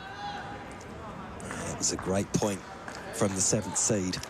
Gives himself a big fist pump and grits his teeth. Like a warrior. Yeah, it's like that today. It's exactly like that today. 2-3 with Alcaraz to serve down the far end. Spaniard serves, lands this in, backhand from Berrettini. There's another one from the Italian. And the same from Alcaraz, but there was a lot more venom on that. Well defended by Berrettini, opposite corner. Berrettini makes it there, but it's too long on the forehand. And Alcaraz earns the point. And it's 3 apiece as they change ends. It could not be closer. It couldn't be any closer indeed. I mean, that point was insane. Alcaraz rolls in a first serve. He'd been teeing off on some aces previously. That first serve was much slower. But then the backhand, the second backhand that he hit, when you said the exact right word, venom, it was hit with such pace. The racket head speed that this guy can generate, particularly off his backhand wing, is just outrageous. And it threw Berrettini, who's a tall, extremely strong guy, onto the back foot. And he's showing some maturity at 18 and varying the pace and varying the shot making in this atmosphere in the 5th set. Yeah. Tiebreaker. Fearless. Absolutely fearless. Well, the Italians and the Spaniards in the crowd and around the world on AO radio. It's a bit of a nail biter here. We're still none the wiser. Alcaraz to serve 3-all in the final set tiebreaker. And that's into the net from Berrettini. The forehand, simple enough forehand, goes into the net. It was a serve out wide. And Berrettini will serve at 3-4. Seb Korda has taken the 3rd set in a tiebreak against Pablo Carreño Busta. Wow. So 2 sets to 1 now for the Spaniard leading that one. Couple of huge points here on the Berrettini serve now, trailing 3-4 in the match tiebreak. The Italian, few ball bounces, he's ready. Let's go. He serves. Alcaraz, this is going to get put away by Berrettini. Alcaraz showing incredible speed and anticipation to make it into the opposite corner, but it just cannons off his racket. He couldn't quite get there. 4-all. Yeah, I think Berrettini just thought, as long as I hit this ball hard enough, it doesn't matter which way the guy runs, he won't be able to get it back. But Alcaraz doing what Alcaraz does and managed to touch the ball at least. So this is significant score in the men's doubles, where Kokkinakis and Kyrgios have taken the first set against Mektic and Pavic on Kia Arena, the top seeds. So keep an eye on that one as well, as if we haven't got enough to keep an eye on, Jenny. Just about coping with this match right now, Yeah, Steve. I know. There's enough other things going on. Crikey. 4-all. Berrettini serves well inside the baseline. Alcaraz, though, he just tried to maybe take that even a bit too early. And he couldn't control the forehand down the line. And he'll have to serve now at 4-5. Just reminding you it's first to 10. And when I keep repeating, I'm actually reminding myself. Yeah. And Jenny. But Jenny knew. Hopefully Carlos knows, and Matteo. Hopefully they've remembered. That's the cheer ump. And the cheer ump. All right, 4-5. Alcaraz serves. Backhand from Berrettini, but that one was long and wide on the first serve. Second ball. Lands this in. Backhand again from Berrettini. Big forehand from Alcaraz. Just unleashing on a couple of them. Change of direction. Berrettini covers it well. Does he go up the line? Yes, he does. Berrettini there with a slice. Low down the backhand from the Spaniard. Here's another one. Good depth on this dugout by Berrettini. Miss hit from Alcaraz. Goes wide, long, high, you name it. 6-4. And a mini break goes the way of Berrettini. One more serve for the Spaniard at 4-6.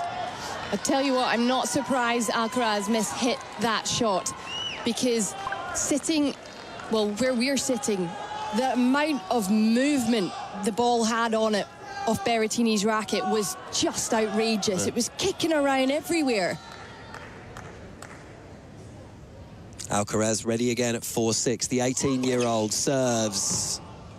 Trying to hit his spot out wide. Cannot. Missed it long and wide. He's ready again. Serves. Onto the forehand this time of Berrettini. Tries the drop shot. Berrettini gets there. What does he do with it? Landed it. Just long. And Carlos Alcaraz would have been delighted to see that go just long. He was not in position to play another shot. So wow. He's hanging in there. Berrettini with the mini break, 6-5. Has Juan Carlos been teaching him that? Mini breakdown Drop in shot. the match tiebreak in the 5th set, 6-all. He goes for the drop shot. Crikey See, that was a jings. high-stakes play, especially... But he made it. He made it. He made it. He didn't get it quite right. Berrettini was there comfortably. I'm surprised that Berrettini put that long, but... 6-5. The Italian down the far end. Serves. Too wide.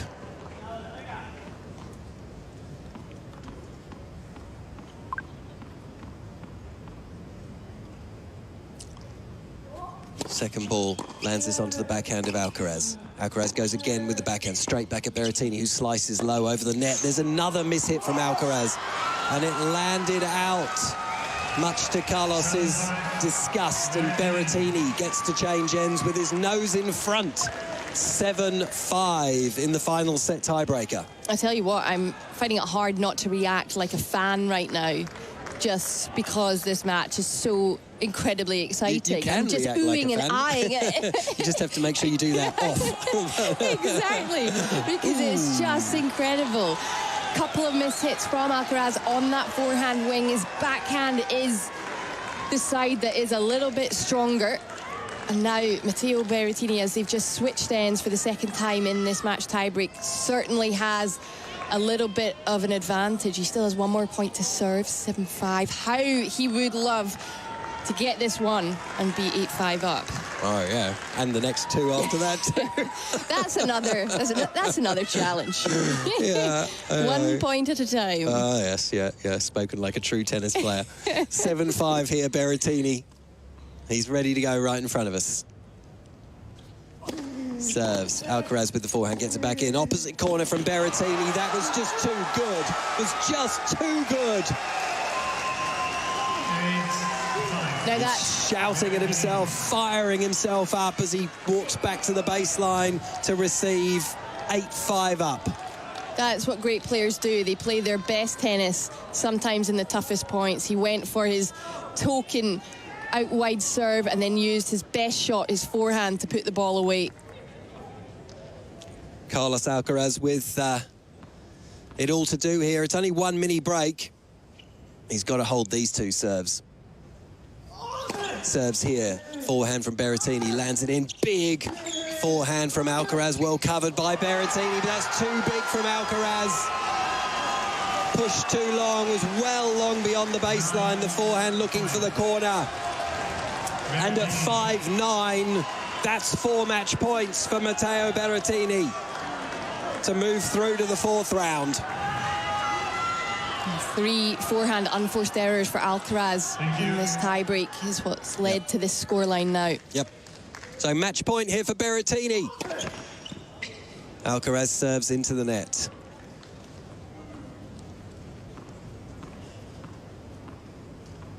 Second ball coming up here. Berrettini well behind the baseline to receive. It's a double. Into the net it goes. And the crowd rise to this one. It's been an almighty struggle, but everyone's on their feet to recognise the effort of both these players, Carlos Alcaraz and Matteo Berrettini. 4 hours and 10 minutes of the highest quality, but it is Matteo Berrettini who sees off the 18-year-old Carlos Alcaraz. He's through in 5, 6-7, 7-6, 4-6, 2-6, 7-6. Well, the Italian Matteo Berrettini was still roaring like an absolute warrior just there. What an effort from him. He is just about broken emotionally, physically, but he wanted to win, and that was the long and short of it. He played such a great tiebreak, didn't make a single error in it. Unbelievable. He had a match point previously at 6-5. Couldn't get the return into the court. He led 2-0, let's not forget. And then to put that aside, that he'd lost the 2 sets, had gone to 2 sets apiece, as you hear. Great applause for this 18-year-old. We will see him for many, many, many years to come as he leaves Rod Laver Arena. What an absolutely thrilling match. I think everyone knows they've seen a superstar in the making there in Carlos Alcaraz. Even Jim Courier looks tired. He's going to have a word very, very shortly with the man who has made his way through, who, as Jenny was saying, just used his experience there to play the big shots well, near perfectly in the big moment. There doesn't come much bigger moments than the 5th set tiebreaker. The first to 10-pointer, as was brought in a couple of years ago here in Melbourne. And Matteo Berrettini is making his way over. He doesn't look full of energy, but he's going to have a word with Jim Courier, and it'll be the Twilight Show with Kate coming up for you after this interview. Matteo, that is absolutely an incredible match. What a privilege to watch that one. He's tough. He's beaten you before. Before we get to you, some quick thoughts on Carlos and his game. No, he's unbelievable. I think at his age, I didn't even have like ATP point. So he's impressive. He can only improve, you know, like playing matches like this. He showed everybody his potential. Luckily today I won, but really congrats to him. Well, congrats to you as well. It can get tricky for a player. You're winning 2 sets to love. It slips away. How did you stay together in the 5th set and finish this one off? Yeah, I mean, you probably know better than me what's going on in your mind when you know, I was feeling confident, and in the 3rd, I think there was a couple of games I was low 30, and I felt the momentum was my side, and then tennis, you know, it's like this, so I got broken, and then in the 4th, my energy wasn't the right one, but, you know, it's part of the job, and then when I started the 5th set, I started to think just about fighting every point, and I feel like every match has to happen, something has to happen. The ankle? This is my body, but I fought through that as well, so I'm really, really happy. Congratulations. Go get some rest. Matteo, what a performance. 4 hours and 10 minutes. How about a round of applause? Grazie. Grazie. Matteo Berrettini with Jim Courier in the middle of Rod Laver Arena. Jenny, great pleasure sharing the commentary box with you for that one. It was a cracker, wasn't it? Oh, it was. It was so thrilling, and the guy is knackered. What an effort from him. Yeah, incredible stuff. Matteo Berrettini through in 5. We'll keep you in touch with all the rest of the action right throughout the evening, but it's the Twilight Show coming up for you next on AO Radio. This AO, go all out with the kids. Check out the zip line, thriller ride, the ANZ tennis hotshots. There'll be a virtual obstacle course, water play, climbing walls, and much, much more at the AO Ballpark, presented by Emirates. The ideal place to spend the day with the family at the AO this summer. Explore the full range of premium experiences at ozopen.com. Ayo, let's go! We've got the best of Australian music. The Grand Slam live stage returns with performances from Baker Boy, Touch Sensitive, Mia Ray, Electric Fields, and ARIA award-winning Budjera, plus a tournament first. The AO Beach House has shoreside tunes playing back-to-back with DJs running afternoon and night. See out the finals weekend in style with cut copy DJs CC Disco and Bradley Zero. Check out more at AustralianOpen.com.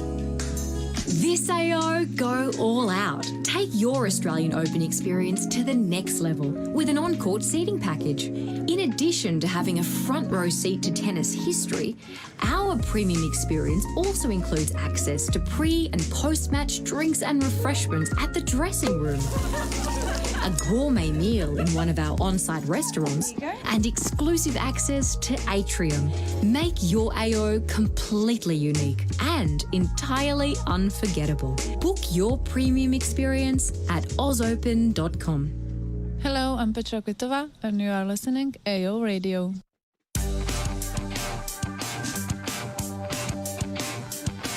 And it's a very good evening. It's the Twilight Show. It's day 5 at the Australian Open. My name's Kate Kearns. I'm your host. And tonight I'm joined by Craig Gabriel and Sam Duncan, AO Radio's very own. Welcome back, gentlemen.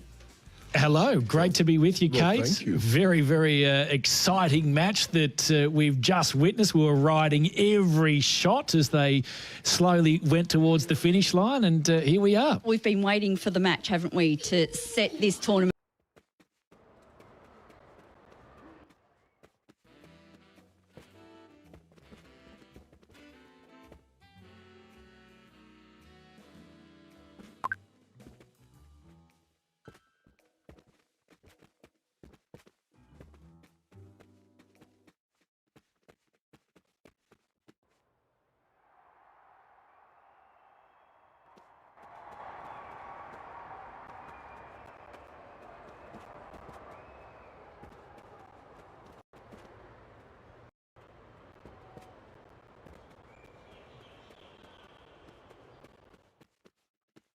Alcaraz become the aggressor, and as he does, he moved beautifully across the court.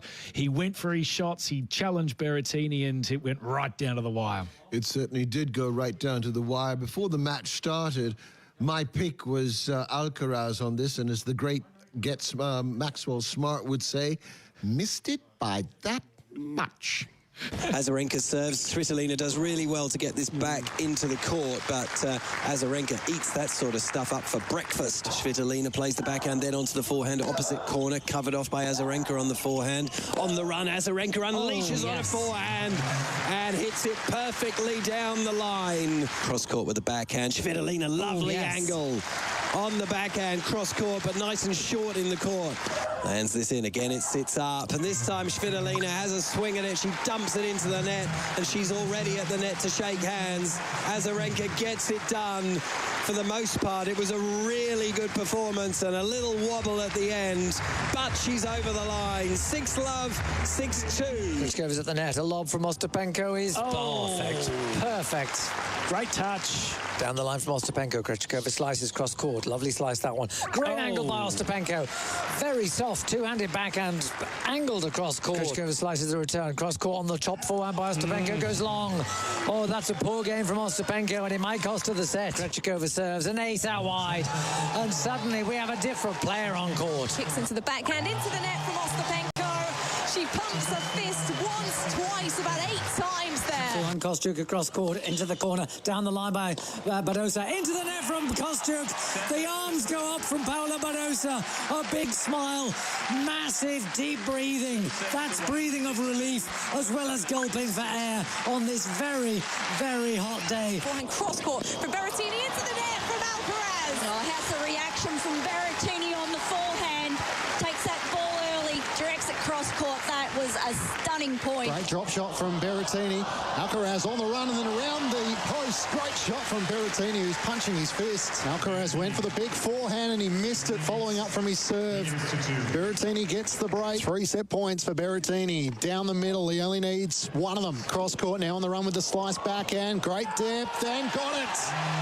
Berrettini with the backhand. Cross court is wide. Berrettini backhand side now changes the backhand down the line. It's a good mix-up and it results in a winner. Berrettini on the move. Great shot down the line. Sublime backhand. He's riding his luck in this point. Berrettini pulls into the tram lines. It's the double apology, but who cares? It's the break of serve for Carlos Alcaraz. Just get it in, he did. He found the line. Berrettini finds the net. And a huge fist pump and the vamos to go with it. He's right in this match, Carlos Alcaraz. He comes back to take the 3rd set. Well, right in it until the very last point for Alcaraz, where he double faults. It was such a disappointing way to end that match. He played so well to get himself back into it after being 2 sets down. Terrific fight. I just knew that there was something more to play out when he was almost down and out for the count. And he showed some fighting spirit out there today. Well, he's got plenty of that. There's no doubt about it. I mean, he's 18. He's doing all the right things for an 18-year-old. He's winning titles. He won the Next Gen finals last year. He's come here to Melbourne and had a great game today. I mean, down 2 sets, it would have been easy for, you know, him to put it in the too hard basket, but no way. He fought. As I said, he was so aggressive. He moves so well across the court. He's light in his feet. He goes for his shots. He's got great shots. I must say, when I was down watching it, I thought Berrettini just looked the more mature player, body and in moment. I was watching the 2nd set tiebreak, but boy, did he put that theory out the back door. He grew a leg and took it right up to Berrettini, and it could have gone either way. So he's got 3 legs. That's what you're trying to say. Yeah, absolutely. Now, for our listeners, you might be a little confused because we've been joined by Candy Reid. Candy, thanks for jumping in. Craig has done a hammy and he's had to we've had to move him out, and we've got Candy in. So thanks for jumping in. No, Craig it's a had great some pleasure. other commitments. Of course, with that match running late, it's thrown everyone out this evening. There is a break, so we do get to do the show. The show must go on here. Twilight Show. Candy, lovely to see you again. Thank you very much. I'm sitting in the seat of Craig Gabriel, and I don't think anyone can replicate or get to the levels of Craig, but I will do my best. How did you see that match? Unbelievable. I just think it was neck and neck until the very last moment. At the beginning of the 5th set tiebreak, I actually thought that Alcaraz had it in the bag. But he just dropped his level just a fraction. And Matteo Berrettini, despite that ankle roll earlier in the match, came through it. And it was a bit of a shame, wasn't it, for the double fault right at the end. But Alcaraz is a potential major star. I mean, he's got just a great mentality. He looks like he's got a bit fitter over the break, even quicker and stronger, perhaps, than he was before. He's really maturing into a wonderful player. They had a nice exchange, didn't they, at the end? And Matteo Berrettini told Jim Courier right at the end that at his age, Berrettini hadn't even got an ATP point, let alone at this stage in an Australian Open, and looking like a serious major contender in the future. Well, he is. He's 18. I mean, it's quite remarkable. It's only the beginning. We're going to be seeing and hearing a lot more of him. And look, perhaps in that tiebreaker, that's where the maturity and the experience comes in. Perhaps not, but a few errors crept into his game that we hadn't really seen for the 3 sets leading up to that. Berrettini, you know, he obviously has more wins under the bank. He's been right to the end of Grand Slam tournaments before. So, it was amazing. And as I said, for him, just the beginning. Sorry, Sam, I actually thought that Berrettini was the one that was going to get tight. Pressure on him, you know, he's the highest seed in the tournament. Alcaraz, you know, young man on the scene, not so much pressure there. I mean, yes, there is a lot being said about him and a lot of expectation, being compared with Nadal, of course. So I just felt like going into, the tie-break that he would be playing looser and perhaps have the advantage going in. Yeah, I totally agree with you. I just thought that was the way it was going to be. The young gun, rarefied air. I mean, he's just got nothing to lose, has he? But he was actually the one that slightly tightened up Matteo Berrettini played a very, very solid last set tiebreaker and comes through with, of course, a girlfriend, Ayla Tomljanovic, in the stands there. She must be delighted for him. She actually said she prefers watching than she prefers playing than watching. You can imagine the nerves going on. Yeah, no control. Nothing you can do. You just got to sit back and watch it. Particularly look, he stayed quite calm, Berrettini, didn't he? I mean, 2 sets to love up. All of a sudden, he's lost momentum. And, you know, there were stages of the 3rd, 4th and 5th set where the momentum was against him. I mean, Alcaraz was the aggressor for a lot of it, but he kept his cool, kept holding his serve, got to the tiebreaker. It was a long set. It went for 84 minutes. It's incredible. Yeah, that happens in Grand Slams. There was a match that didn't quite go as long today. It was with Gael Monfils and Christian Garin. Monfils getting through 7-6, 6-1, 6-3, an impressive victory.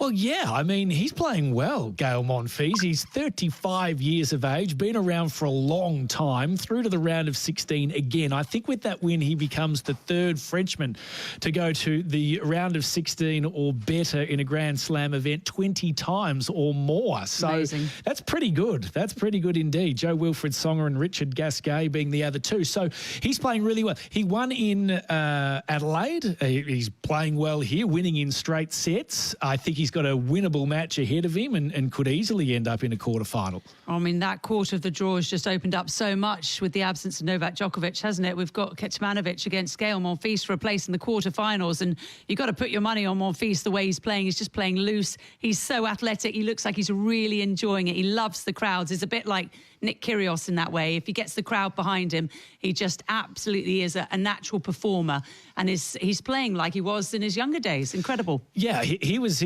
playing in Kia Arena today, and it was a good crowd in, a good-sized crowd. The crowds that have the ground passes can go in there, and I was out in sort of Grand Slam Oval, if that's what it's still called, where the bars and the food stalls are set up with the big screens, and a lot of people were watching that and barracking for him. So he's clearly a crowd favourite here. Yeah, I think we'll see that next match either on Rod Laver Arena or I would think John Cain.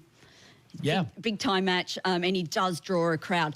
His wife, Elena Svitolina, not so successful today. Victoria Azarenka, just too good, too dominant, 6-love, 6-2. It was the first matchup on Rod Laver Arena, and it was over pretty quickly. Yeah, Steve Pearce and I commentated on that one, and Svitolina just didn't have the game to face and battle Victoria Azarenka, who is sensational. She's done very well before here, Vika. Her backhand return in particular was just amazing off the Svitolina second serve. She really struggled on that shot in particular. And when they went toe-to-toe from the baseline, it was really going to be only one winner. Svitolina started to get a little bit more momentum in the second set and made sure she wasn't bageled twice, which would have been very embarrassing for someone of such experience. But really, there was only one player in that match today. Yeah, she left her best tennis, Svitolina, to the last game, and I think she staved off 4 match points. And Vika got a little bit nervous, you have to say. Vika got nervous. I mean, it's always hard to close out a match at the best of times. But, yes, things were, I thought, well, there's an opportunity here. She just wasn't able to convert any of those she had, I think, a couple of breaks as well. Yep. And she wasn't able to convert those, and it was all over very quickly. Yeah, she was rock solid, Azarenka. Served really well. Ground strokes were great, really controlled. Very few unforced errors. And at the other end of the court, that's where all the errors were coming from. I don't think Svitolina would be at all happy with the way she played. Really, when it became evident that it wasn't working and it was one-way traffic, there wasn't too much in the way of mixing it up either and diversifying the game, which sometimes with Svitolina is a criticism that, is there a plan B? Is there nuance to the game that in those big and important moments you can go to try something different and something new? So, yeah, look, Azarenka looking good through to the round of 16 and a definite threat. She's striking the ball very well.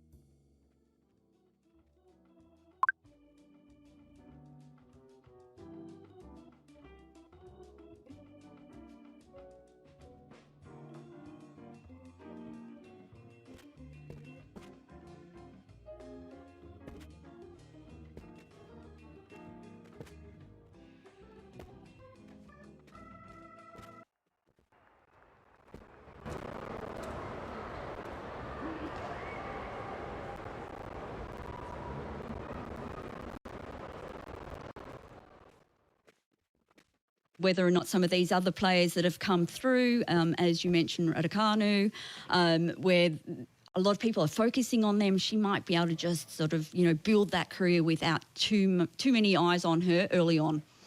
Well, she's in really good form, Badosa too, isn't she? I mean, she won in Sydney. Badosa's in great form. Yeah. In Sydney last week, and then playing well. He had some really tough games in Sydney last week too, particularly the final. I think it went to a tie-break in the third. So she's on an 8-game winning streak, and so there's another challenge for her to build her way through the first week here and then build momentum in the second week. A wonderful year last year. Looks like she's continuing that great form here in January in the Australian summer. She's got a lot of belief, I think. That big win over Victoria Azarenka at the Indian Wells final and then against Barbora Krejcikova in Sydney. You're right. She's coming through the tight matches and she has to be considered a major contender these days. I think so. Ja. It was Ash that she beat Freunde, das war es. Ein schöner Sieg für Alexander Zverev. Wunderbares Spiel, schön durchgekommen, wunderbar. We are so happy for other friend. And he played a very wonderful tennis. And we see you later in a few hours. You can see it, you can hear it and play it in the Internet. Ja, Freunde, für heute von den Australian Open live Decentraland soll es das gewesen sein, Freunde. Wir sehen uns. We see us to the other games. And we wish you all a very good time and have a nice weekend. See you, and my name is DJ Simon. I'm in the game and we will play together. See you.